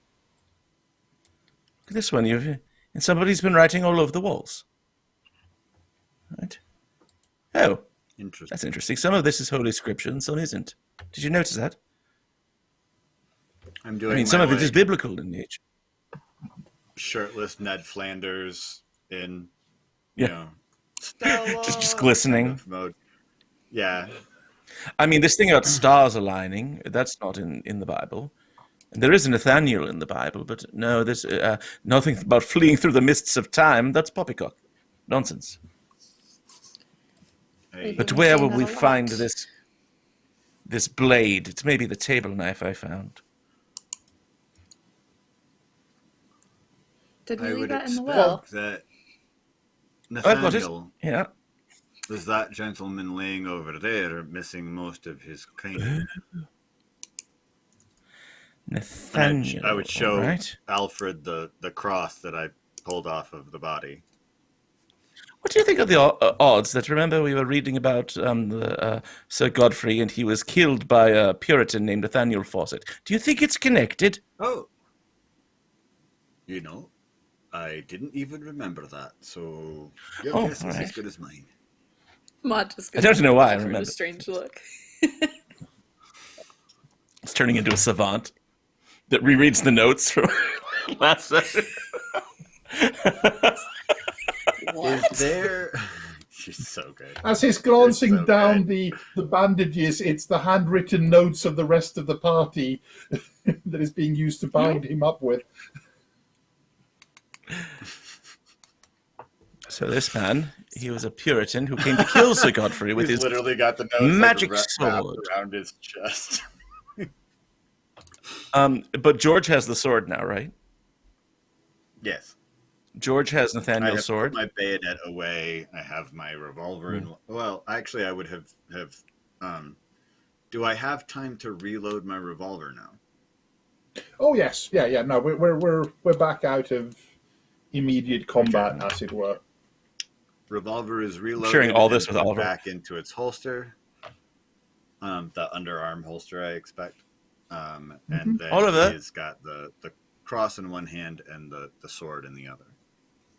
Oliver, there were monsters in your well, so if your water's been tasting strangely, that's why. Oh, I say, well, thank you for dealing with. I mean, I am terribly sorry that the It's not sanitary. the bridge actually. is washed out, so we can't get you to a doctor straight away, Alfred. I'm sure I'll be fine. It's just a mortal flesh wound. I should be just fine. And besides, now Little has a magic attempt a sword that medicine he's check? going to use to stab Sir Godfrey when he sees him again. Right, Little? No. Oh, What? okay. Yes. Absolutely. Well, I suggest we adjourn for lunch, Ooh, says lunch. Sure, Oliver. for lunch. Well, we're I still am down in this hungry. pit. No, we're out. Have you We've climbed changed out. the map? Oh, I thought we were still down in there. No, you I was going to can be, or continue you to can be explore. shouting up and down. It's basically apart from the script, the inscriptions and the belongings of the various bodies, corpses, etc. There really isn't anything to much further to discover. Can I check the walls to see if there are any like hidden doors or openings or Yeah, sure. anything like that? Yep, and nothing apparent. Just to be thorough. Yeah, no, Okay. that's. I fully appreciate that George is manic at this point. Yeah, I'm not he's well like either. running his hands up and down the bricks, looking for like secret buttons and stuff. Like this is crazy. Mm-hmm. All right, now we need to speak over lunch. We don't have time for lunch. Very hungry. We always have time for lunch. Never stand when you can sit. Never sit when you can lie down. Right. No. Never sleep when you was it? Never eat when you can sleep, and never be awake. Wait, no, I've forgotten it now. And never dodge Damn when you can be crazy. stabbed. Now, Miss Vanderbilt, I do believe that we are not going to see this Sir Godfrey again until the evening time because of the Venus rising and whatnot. And so, Never be awake when in you that can case, sleep, and never sleep when you can eat. That's what it was. all right, Little, focus. And Right, sorry. Yes. And so, I think we have time for lunch and perhaps medical care. Well, Bill, I should ask first, what's for lunch? Oh, probably just sandwiches, given the situation. But at least there'll be good tea. We should rename this adventure probably just sandwiches, given the situation, because I think that's the title that was missing. Says Probably a lot. just sandwiches. Given the situation. Yeah, George would be extra helpful with Alfred, trying to get him back up the wall without being further injured. Being careful not to accidentally stab him with the sword. Actually, I think that George would go so far as to hang the crucifix around his own neck. He would, the one that he took off of the lid, he would put the cross on and maybe put the sword through like a belt loop or something like that to climb back out of the well. Never seen a cross like that before. Is it made out of... What is that? Is that wood? Ebony? So some black, or at the very least by this point, blackened, heavy wood. Somewhat gruesome, but I won't judge you for making a fashion statement, Little. I'm just trying to keep my hands free. You're carrying a lot would of go things. last, climbing out of the well. Yeah. Yeah.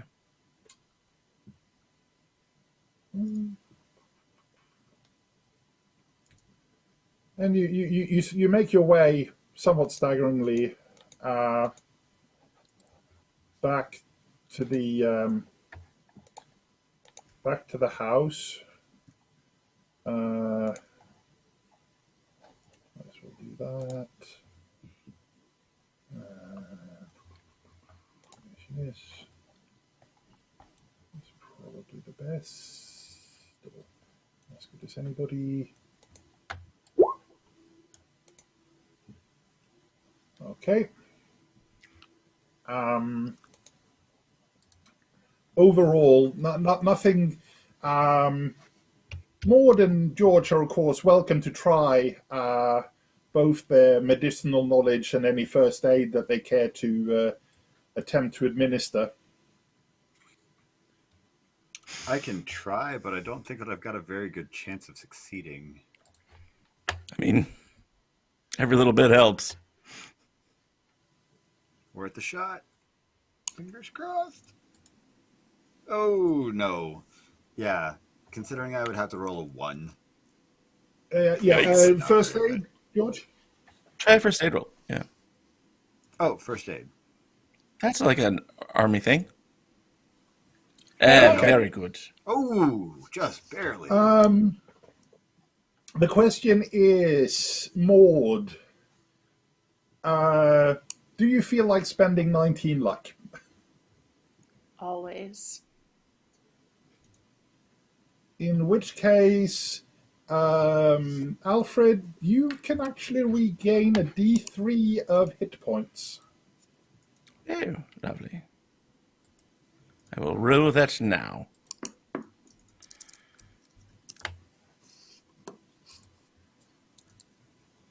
All right, I'll take 2 points back. All right. It's a whopping 3. I was going to say, tripling your health over the strength of the tea just gives you that. Tea? It's mine. This is a good sandwich. What is this? Chest wound probably helped a little bit. What is this, cucumber? It's delicious. Little Earl Grey. Reinvigorated. Lemon in your tea. Yes. Yes. Could we possibly take a bio break for just 2 minutes? Sure. Okay. I'm about to pop. Yep, that's fine. 5 minutes to you folks? Sure. Thank you so much. Yes. Okay, well, see you back then. All that well Wonder. talk. We should just chat I for will. 5 minutes. Exactly. Yeah, let's just chat. We'll hang out over Sandwiches. Oh my god, cucumber. What kind and of dill sandwiches are we talking about? It is indeed Finger sandwiches? proper Let's say that was zombies. edge trim triangular cucumber sandwiches.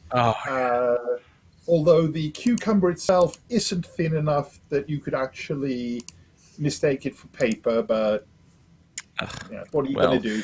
Times like these. Given the circumstances. Given the circumstances. The wise man once said, given the circumstances, probably just sandwich given the situation. Sorry. Oh, man. I've had a long day. This was ridiculous.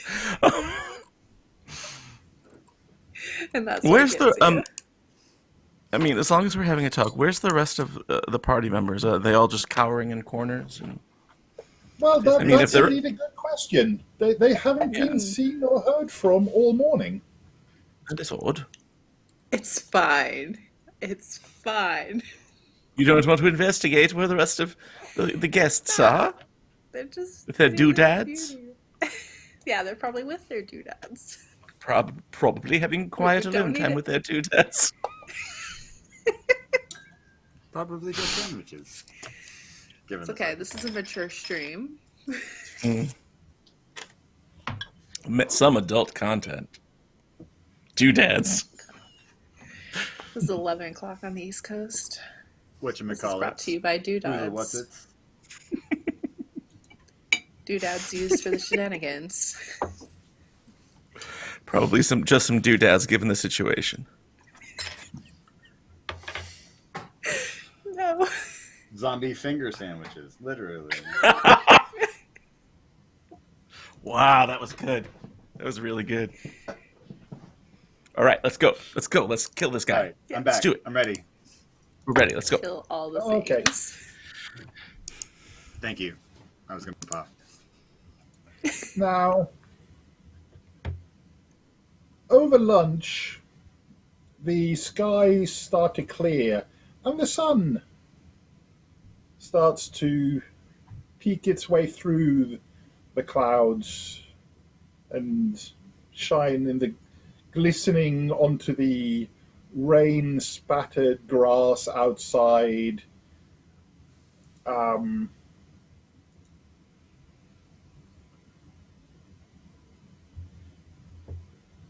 Giving almost a sense of respite as you sit in the dining room, each of you carrying at least 3 weapons each, cautiously looking out of windows for enemies that do not appear.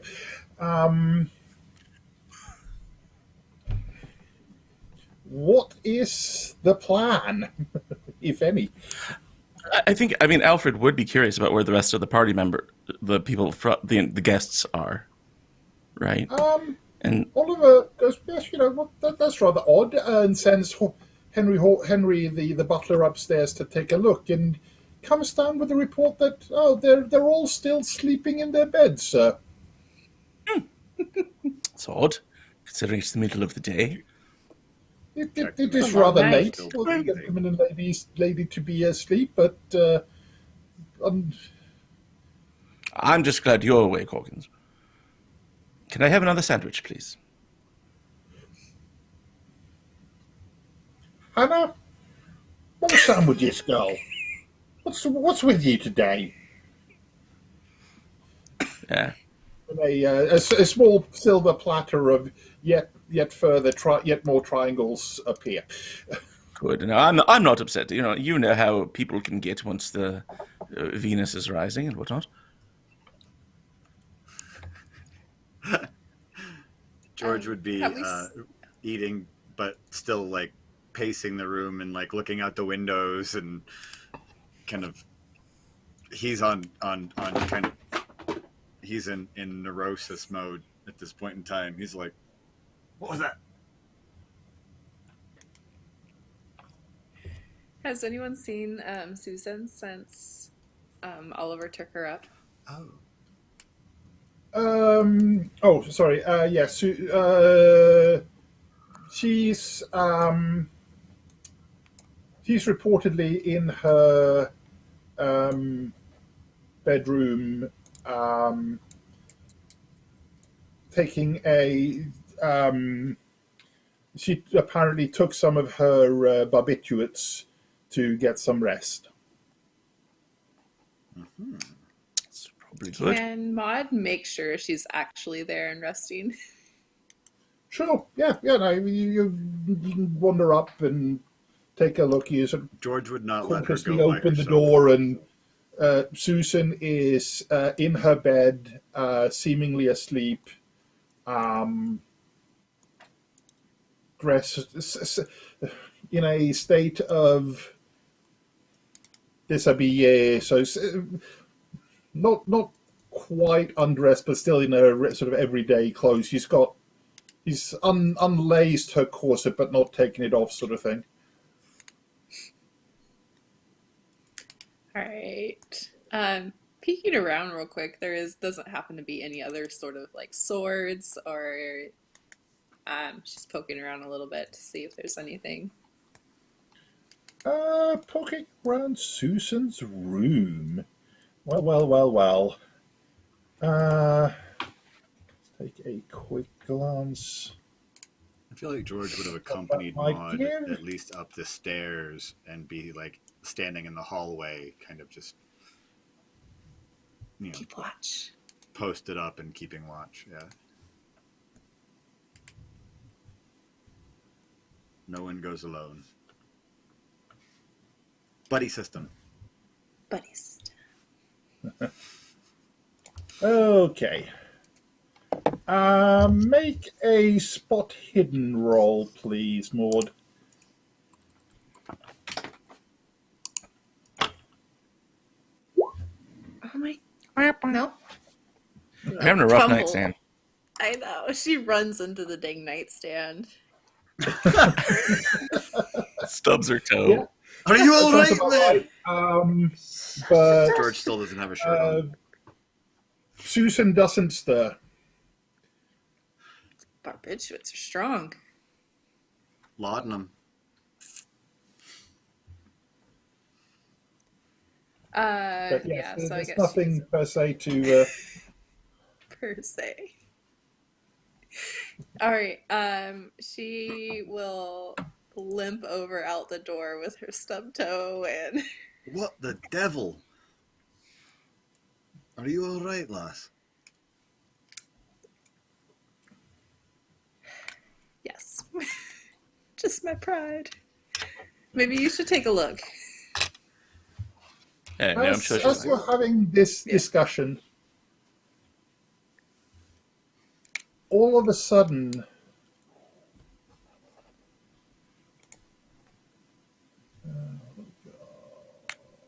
Don't like all of a sudden. Given the circuit. the air outside goes almost suddenly dark. Oh, well, There it's is nighttime. then there is a bright flash of what would be lightning, but there is no thunder. As the sky literally starts to roil and bubble, that way when a large storm cloud just gathers out of nowhere, and a wind just picks up. George would just look at Maude. And the three of you can make sanity rolls. Oh, George. Oh, George. Wide-eyed. Like, reach out Oh, and, no. grasp her hand. I'm fine. I just rolled Nothing's up. Okay. More just takes the 1 point of sanity damage from the almost unnatural effects of this in this storm cloud that's built. 1 point with a fumble. Okay. Yeah, she fumbled. Yeah. No, it's I fumbled. It's not a. She fumbled. How many times have you fumbled today, Sam? 14 luck.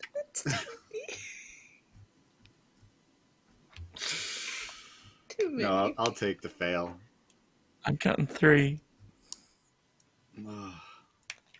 And building out of this storm cloud is a light display that's sort of like the Northern Lights, but more like if the Northern Lights were done using the sheen on an oil puddle. Oh. It's beautiful this time of year. I succeeded on my sanity roll. I don't know what's going on. Okay. Into this dark, lightning-filled electrical storm. And in the flashes of the lightning just going cloud to cloud to cloud to cloud, and the just a slight dull rumbling of thunder behind it, but you can still feel it in the pit of your stomach. You don't hear the sound, but you feel it. You look over, and simultaneously, where the summer house is, you see the summer house. You see a tower. You see the summer house. You see a tower. You see the summer house. Seeing what I'm seeing. You see a tower. I see the summer house and a tower. I look to Maude. It's marvelous. I don't know. Are you seeing a? I can't even explain it. Right, both of you need to chin up. Oh, all right. Now, Little, do you still have the sword? I draw the sword. Now it's no time for artwork. As much as I enjoy drawing and painting, I'm just Hold kidding. it aloft. Good, yes, we'll need that, but something tells me we should investigate, no? I still have the cross around my neck. Nice. Still no shirt. It's the only way. I don't like seeing in the rolls violence. this. What is... Oh no!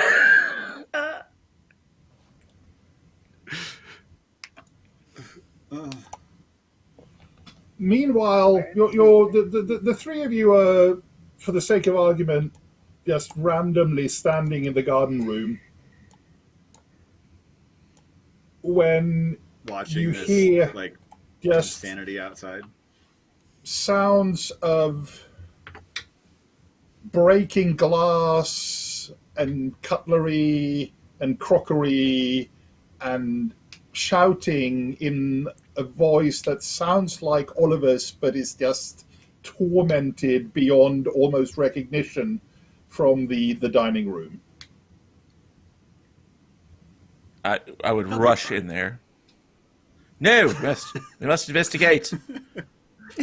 Yeah, I would rush in that direction as well. Yeah, on Tompkins Hills. And by the time you get there, you find Oliver sitting in a mass of probably the entire china of the household just lying smashed to pieces around him, just sitting crying. You didn't like the sandwiches, Oliver?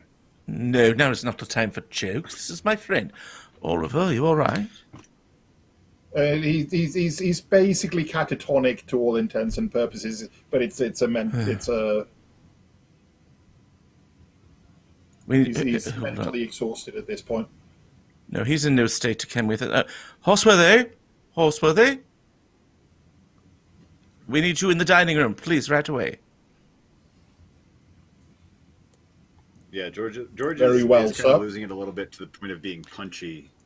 Which is why Mr. he's Plunkett making is jokes. not feeling well. He's had a bit of an episode. We need to go out into the encroaching, terrifying, unknown blackness and defeat a ghost. So please watch over him while we do so. Of course we do. Yeah, absolutely. That makes Very perfect well, sense. sir. What a good butler he is. What a good head of household. It's Unflappable. so hard to find good health these days. So I tell hard. you. He's worth his weight in gold. All right. Get your stabbing arm ready, Little. We'll need it. Aha! Need it now more than ever.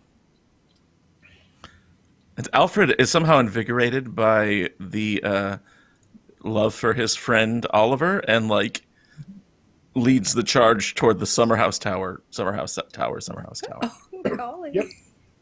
Well, George is as kind you of make bringing your up the way rear out, reluctantly. the wind has but- now picked up to absolute gale level, and there's stones and pieces of roof shingle and so forth just flying about. I need everybody to make luck rolls.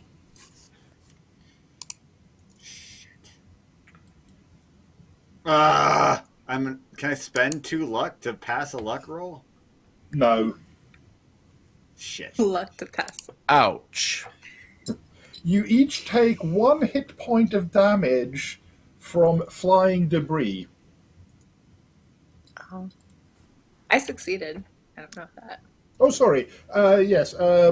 Maude somehow just manages to stride through the whirling debris as though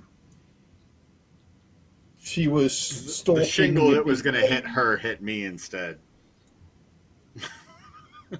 She's just like walking, just completely poised as she goes through Yeah. this storm. Like a supermodel on a runway. All I love the smell of confidence. napalm. It's like a music video out here. Smells like victory. Yeah. She's like Beyonce in the Lemonade video. She's just got a baseball bat in her hand. I'm ready. Let's. It's gonna be hard to catch this place on fire in the rain, though. Where there's a will, there's a way. Oh, fire from the inside. Fire from the inside. It's got a roof. It'll burn. That's what they say. There's stairs? Well, Tower. by the time you get inside,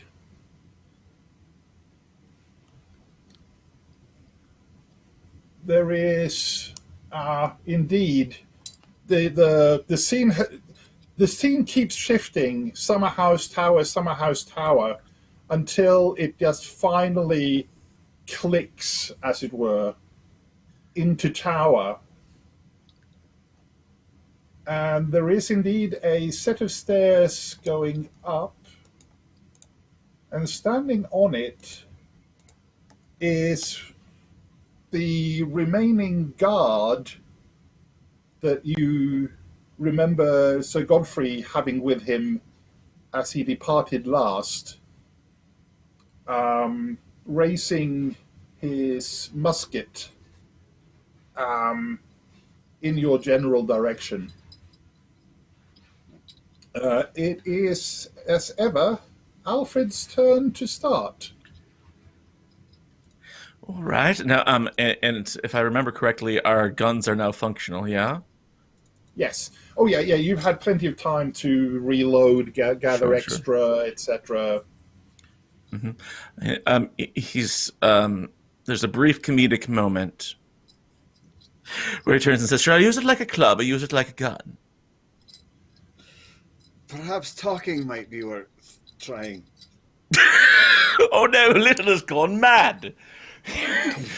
There was no talk. Diplomacy. Shoot it. He's going to shoot the shotgun at him. And As the guard is raising his musket, is going, "Ha! Your parliamentarians' days are done. we are not The Royal- parliamentarians. Will win this." I'm an artist and a vegetarian. I understand the confusion. And he raises his gun and shoots and misses entirely. And then says, "George, be sure to stab him with that sword. Oh, blast. I might not live to remind you later." You're gonna make it out. No way, Alfred's doomed. For This guy's going to audience die. for Godfrey.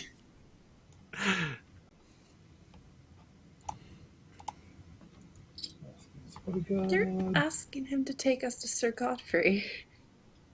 Just politely asking him. This was a warning shot. Take us to Sir Worth a Godfrey. shot. Well, the musket shot goes wild, which brings us to Maude. Maude? She's still like in disbelief that Littleton tried to chat with it. I haven't actually yet. Okay. Yeah, she's gonna fire. It's more like Oh, God, muttering yes. under the breath kind of thing. No, she means business. She just levels her shotgun as soon as she comes in, and it's just blasts. She looks so cool while she does it.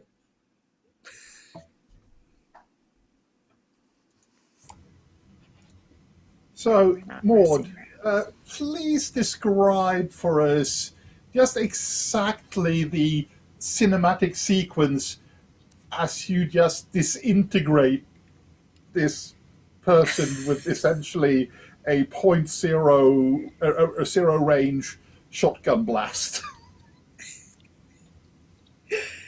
So I feel like as soon as they come in, right after Alfred's shot goes off and goes wild, she steps forward, like hand on his shoulder, pulling him back as she raises her own gun and just blasts him like right in the chest, and just like over her shoulder at Little, just like, there's no time for words right now. And she touched me, Little. Did you see that? She touched me on the shoulder.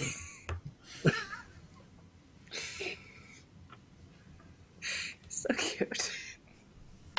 It's adorable. This adorable boy. I'm gonna miss him when he's dead.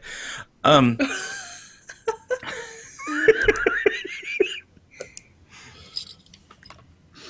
right. Now, Oh. The insert with him on the Wilhelm ground. scream here, like as he falls. Right. With this guy on the ground, Alfred would turn to George and say, "Now, Little, I do believe that if the rumors are true, that sword is needed to defeat Godfrey. So perhaps you should be the tip of the spear, so to speak, and lead the way up the stairs. Just run up and just nods. there's no reasoning with this man. He's a Draws the ghost sword. something." Maude will George take a moment. would kind of nod in agreement and draw the sword and then lead the way up the stairs, shirtless. Glistening. Glistening. Had time to Reflecting boil the himself. creepy Hair blowing in the eldritch breeze. lights. Yeah. Yep. As George passes Maude, she stops him for a moment. Are you sure you're going to be able to do this? I'll do what needs to be done. Don't you worry. He meets her eyes and they have that smoldering kind of moment, you know? All right, And then let's he turns go. away. and walks up the Shirtless. Shirtless. glistening. Didn't know we were taking our shirts off. Is that what? I lost my shirt because I needed the shells and she turned it into Oh, bandages. yeah, I for know. you. But He Alfred just doesn't hasn't know that bothered because to put Alfred's an another one idiot. back on. Yeah. Alfred, is it my turn? Is it my turn to take my shirt off? It's just all bandages. Maude, you next. It is just wounds. It's like Swiss cheese. But yeah, he's got the cross around his neck, and he's got the shoulder holster for the revolver, and he's got the sword drawn. Actually, if he can have the sword in one hand and the bayonet in the other, almost like a mangosh kind of sword and dagger kind of fighting style, that's how he's going to lead the way up the stairs. Absolutely. Well, you make your way. And I've got the up shotgun in one hand and the kitchen knife in the other hand. I'm going to hold the shotgun with both hands. Just saying. loaded for bear. Not Alfred. He's an idiot. I don't know how many times I have to share this with you.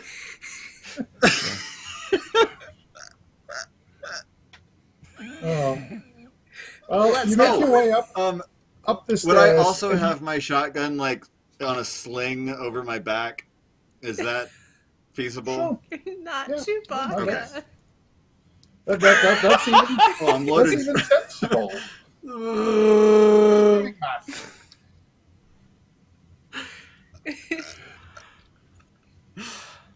All right. Yeah. Sorry. Lead Go on. ahead.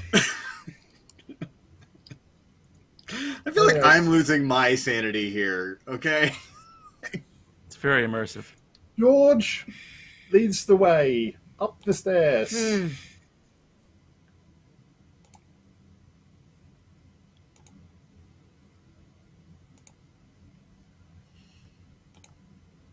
You come out onto what is essentially a 30-foot diameter open platform. Overhead, the sky is dark and swirling in unnatural forms as entities and beings beyond the ken of even the most dreaming of men fly across the sky. In the middle of the platform, you see the man you believe is Sir Godfrey, standing in a swirling sigil that moves in non-Euclidean fashions around him, through the floor, through him, reaching further up into the sky as Sir Godfrey is chanting.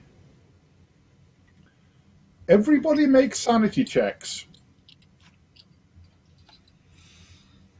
Losing it, man. Losing it. Oh, yes, I'm fine. It's a Fail. lovely tune. George, roll a d3. Yes. A D3. 2. Lose 2 points of sanity. Oh, did you think it would be rude to interrupt his song? 3 points. I have Oh, God. 3 points before I lose my shit. Don't tell the GM that.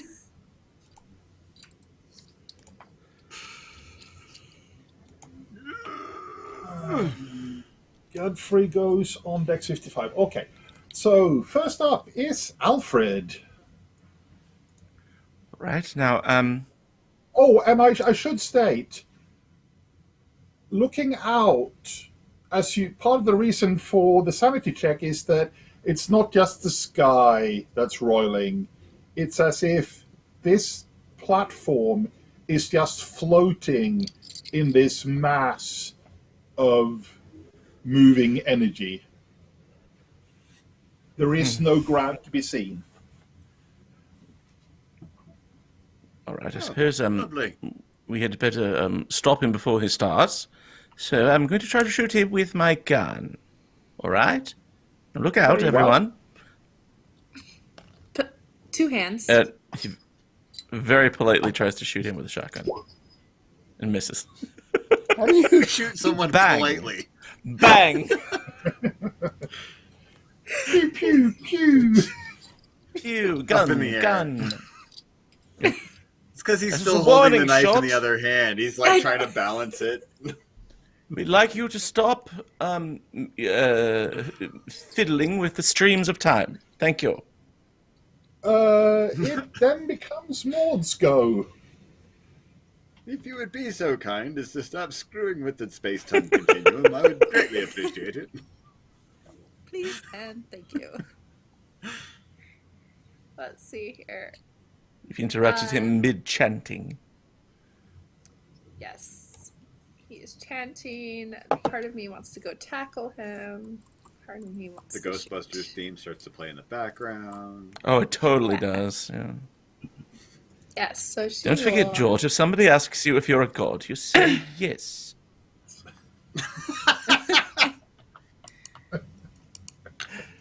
There we go. She raises her gun and just shoots from the top of the stairs. Very good. So let's see. You've got a 10 gauge. You got a 20 gauge. So that's doing 2d6. 12 plus 9 is 21.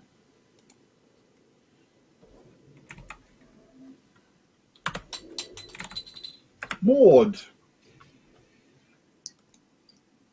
you face down a charging rhino on the plains of Africa. You're fairly confident in your knowledge of how a shotgun blast behaves. You're somewhat disconcerted when Sir Godfrey apparently takes no damage from what Oh. you are confident would have dropped a charging rhino.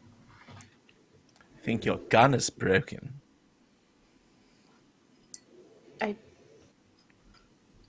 Does she still have a move left?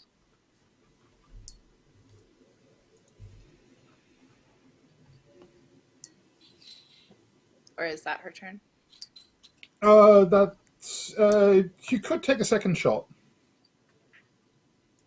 No, could Oh, she yeah, run she has forward? an empty half. Yep. So seeing that her shot didn't work, and just utterly confused by the situation, and against her better judgment, she will charge forward, just like with this scream, and is going to try and tackle it. Fair enough. Make a fighting brawl roll.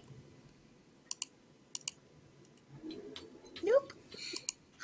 Okay.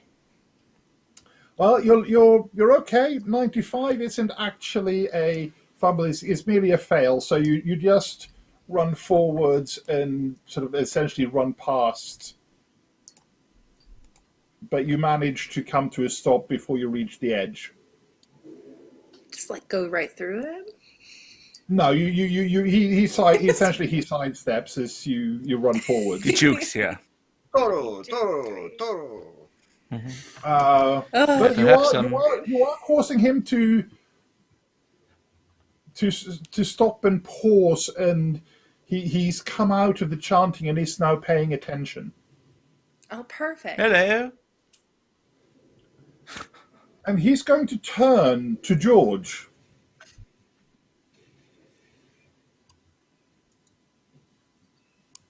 George Littleton, I command you by your one true name. Put down your weapons and cower before me. Never. Yeah, don't listen to him, Little. Make a power check. A power roll. So top right.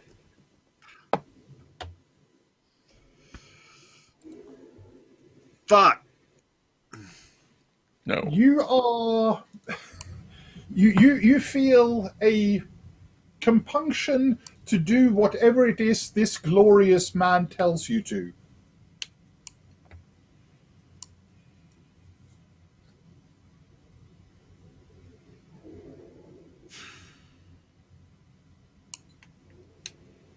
I suppose I would have to lower my weapon then.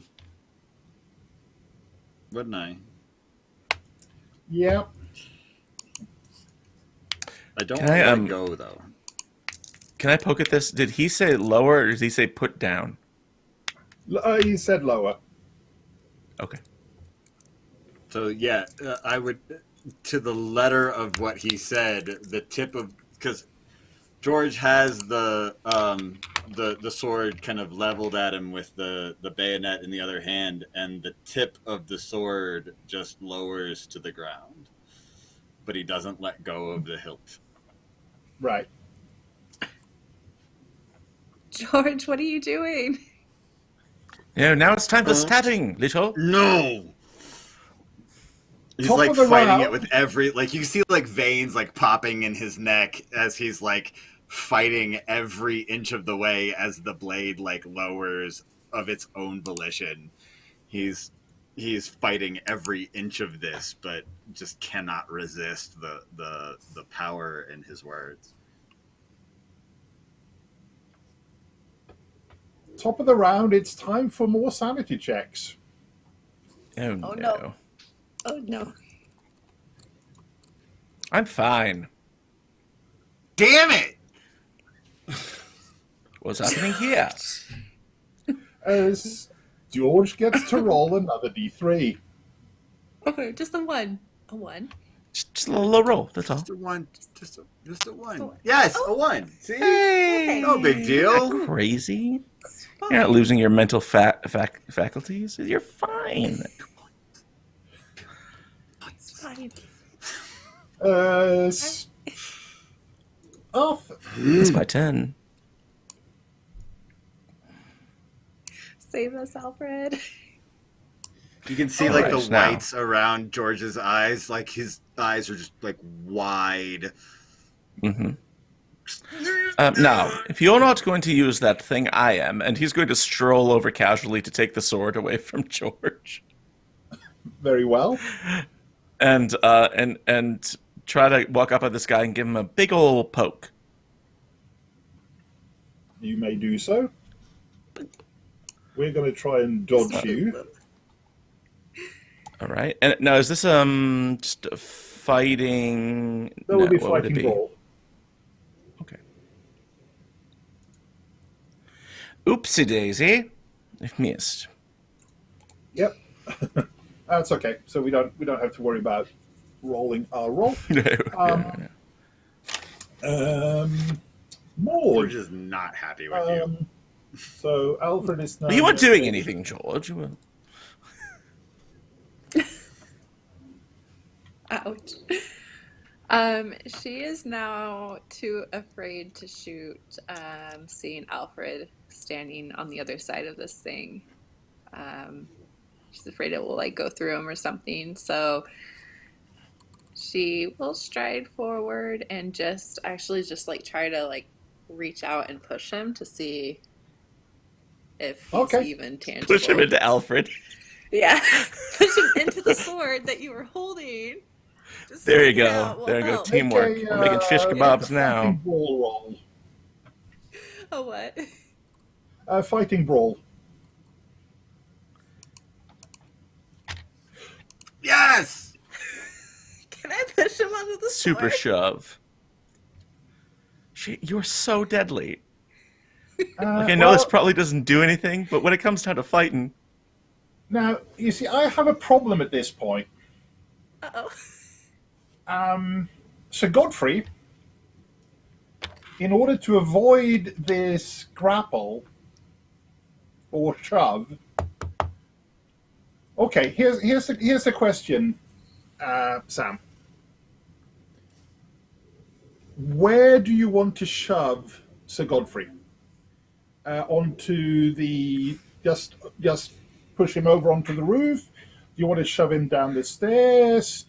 Do you want to push him over the edge of the tower? Well, her thought was that Alfred probably still had the sword up. And that you'd shove him into that. Or you want to skewer him on the sword? Mm-hmm. We're making shish kebabs. Okay. Well, I think that means that I have some kind of dex roll probably to avoid this. However, I need to get a higher level than an extreme, which means that I have to roll an 01 in order to avoid this result. And no. I'm an ancient sorcerer monstrosity. I don't have luck, so he's had it rough. Achy from waking up so that's that soon, sword, which is doing 15.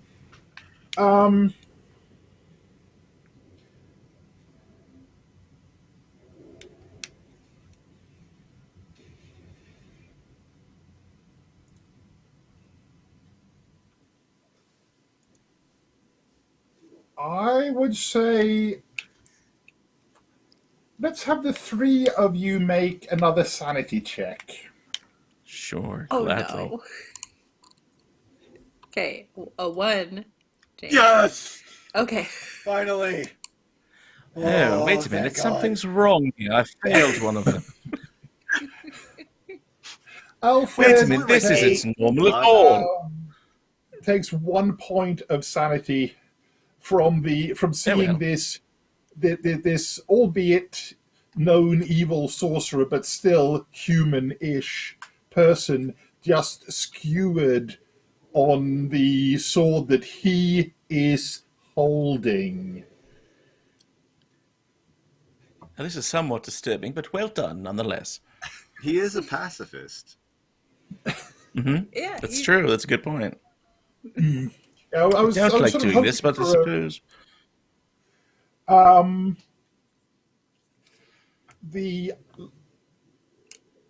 There is a sudden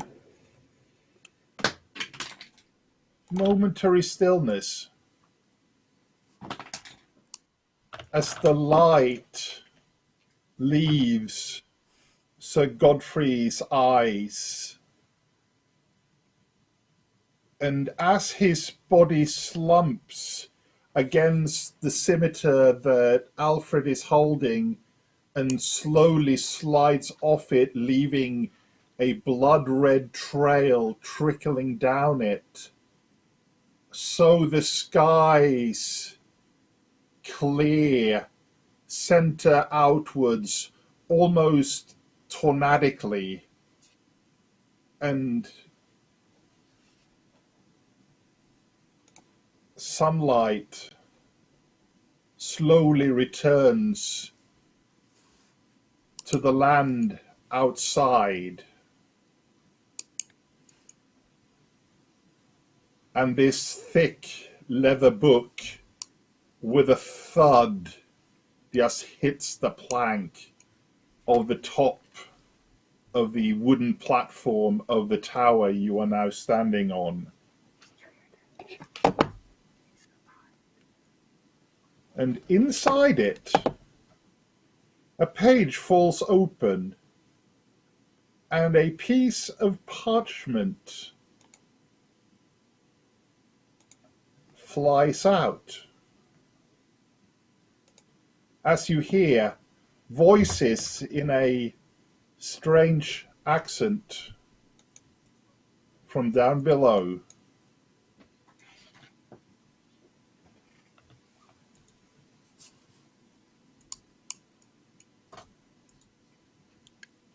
No. I believe I've written a book. Somehow. George falls to his knees. Alfred goes to the book and the piece of paper and picks it up to read it. Mm-hmm. Alfred, what does it say? I'm going to tell you. Right now. Oh, it says, November 31st, 1642. Liberated Holnicote House. Oh, that's Oliver's house. From attack by the parliamentarian forces under renowned criminal Nathaniel Fawcett. Yes, Sir Godfrey made a final heroic stand in the stone watchtower. That's where we are. But it had suffered much damage and was in a perilous state. A few prisoners were captured, among which were several madmen and some foreign mercenaries distinguished by their outlandish clothes. Accounts from the survivors made little sense. How odd. Who's that speaking down below? Also, why isn't this a summer house? Up come a group of 8 men dressed similar to the guards that you had seen with Sir Godfrey. And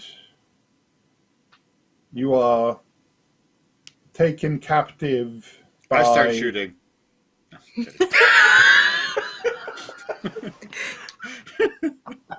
we still have Space. guns! Time travel crime. The survivors of the eventual firefight are taken away to Exeter Jail to await ransom by their obviously foreign mercenary captains, but since no ransom is ever posted,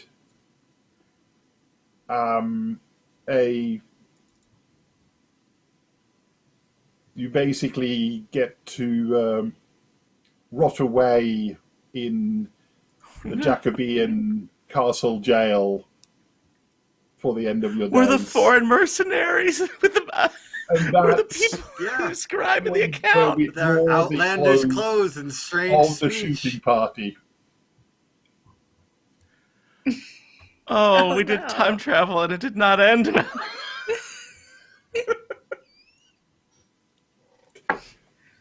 Maybe we should have said things.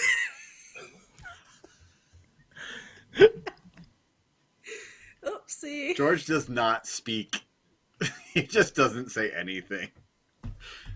Well, we're in jail, so. Oh, very well played, folks. I liked that ending. Jailbreak episode! Yes! Well, all right. There is a shirtless and glistening. Yep. There is a medieval Call of Cthulhu setting, so it's not beyond belief. Oh my god. And I was going to garrote him with the crucifix, like, literally. If you didn't kill him, I was going to strangle him with the crucifix. Absolutely. Well, somebody failed their will save there, so... Yeah. Yeah, that was a shame. Jeez. Oh, I'm going to do, like, one final sanity roll to see if I maintain my sanity when we get thrown in Jacobian jail. Oh, me too. Oh, of course. Oh, yeah. I now you succeed. Can I spend my 15 luck points in the other direction to intentionally go crazy? Just lose it. Unfortunately, you cannot deliberately... Damn it. You cannot, as it were, extra fail a sanity check. Shit. But yes, this is one of the few scenarios where going mad is actually the good result. Right? God, that was glorious. Oh my god, that was so good. What a way to end it. I love that ending. Oh man. Yeah. I feel like it ends like at least Alfred's story ends with like a smash cut to him in jail like 5 years later. And just sort of like a light goes on and Alfred's like, I think we traveled through time. George is sitting like against the wall next to him, like, really? What clued you into Rats that? gnawing at our feet. Yeah. I really think that George would have attempted like a jailbreak at least twice. At least. Every day. This is so without spoiling anything, I have to ask Staffan, as someone who's run this before, are there other possible endings? Without spoiling, I don't want you to give anything away. I have seen different ways of taking out Sir Godfrey, and there is one way in which you can avoid at least part of the party stuck in 1642. Wow. Would it be allowed, like, if we were going to play an extra session, would the firefight at the end and George shooting his way out, is that a possible ending? And then we just live. You just want George. You just want George to live in 1642. I'd be fine with that. Absolutely. Just not in jail, or like maybe a diplomacy check to like convince them that I'm really not one of the bad guys, or something like he would. I mean, we've got shotguns, a revolver, and a magic sword. Like George would absolutely shoot his way out. Kitchen knife. I feel like if it's a possibility, I think that he would definitely take it. Yeah. It's funny. Totally accept this ending. I love this ending, but yeah, I love it too. And I'm conditioned. I think like I'm conditioned to be like, wouldn't it be fun to have like a follow-up campaign where we escape in the past? But I realize that's not true to this sort of style of arcane horror, right? But like this sort of cosmic horror thing is you end canon, and it's worse than when you started, and I love that. Yeah. Yeah. But in my headcanon, like George and Alfred wind up in the same prison cell. They wind up absolutely this elaborate like jailbreak, go find Maude and get her out somehow, and then they just live in 1642 and go on the run as bandits and make a bunch of money off of. Well, yeah, I mean, because we would know so much about like future technology, we would be practically be prophets, man. So he's gone completely insane and is like, he's lost it. Absolutely lost it. Yeah, George. Not Alfred though. He's fine. Yeah. Yeah, Alfred is like, oh, this is lovely. Oh goodness! All right. Hello. There's a rat gnawing at my feet. Okay. Yeah, George becomes like the shoeless hermit that's just like, the apocalypse is coming. The end is near. Oh man, they're all hanged. Well, I feel we should. Oh my god, I love this so much. Thank you, Staffan, so much. This is amazing. I loved this. Like, oh my god, my heart. Well, there's more to come. It is What? exciting. Who knows? Please give All us right. more. We'll go ahead and do our more, outros. please more. Thanks for watching this session of the shooting party by Staffan. We'll go ahead and go around, just say where we can find you, who you are, and we'll try and get out of here before much too late. Go ahead, James. Oh, you can find me now. You can find me on Twitter at James R. Glass. I pretty much only post about when we're playing. You can find me here on Penny for a Tale on Sunday nights playing Age of Ashes with Sam and Ian, Daniel, the rest of the crowd. Don't forget to check us out on Patreon at patreon.com/Penny for a Tale. Give us a like and subscribe over there on YouTube. And you can always find us here on Twitch pretty much every night of the week, as far as I know. Yeah. So thanks for watching, and thank you so much, Staffan, for running this. I am so grateful that you guys decided to let me play with you, and I cannot wait to do this again. I love this so much. Exciting. Go ahead, Justin.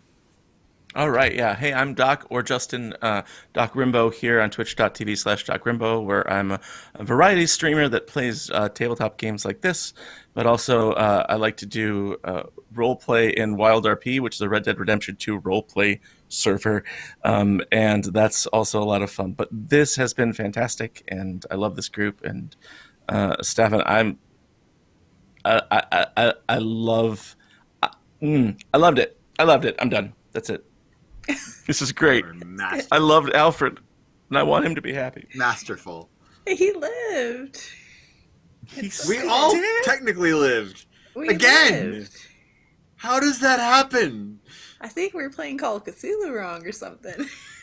I think so. This is twice that everyone has survived. It is the end of days.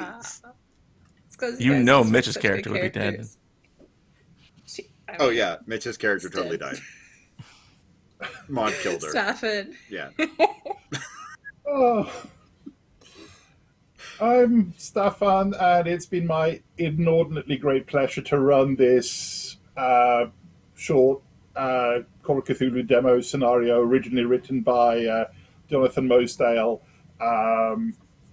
as part of Chaosium's organized play setting, but they're now available.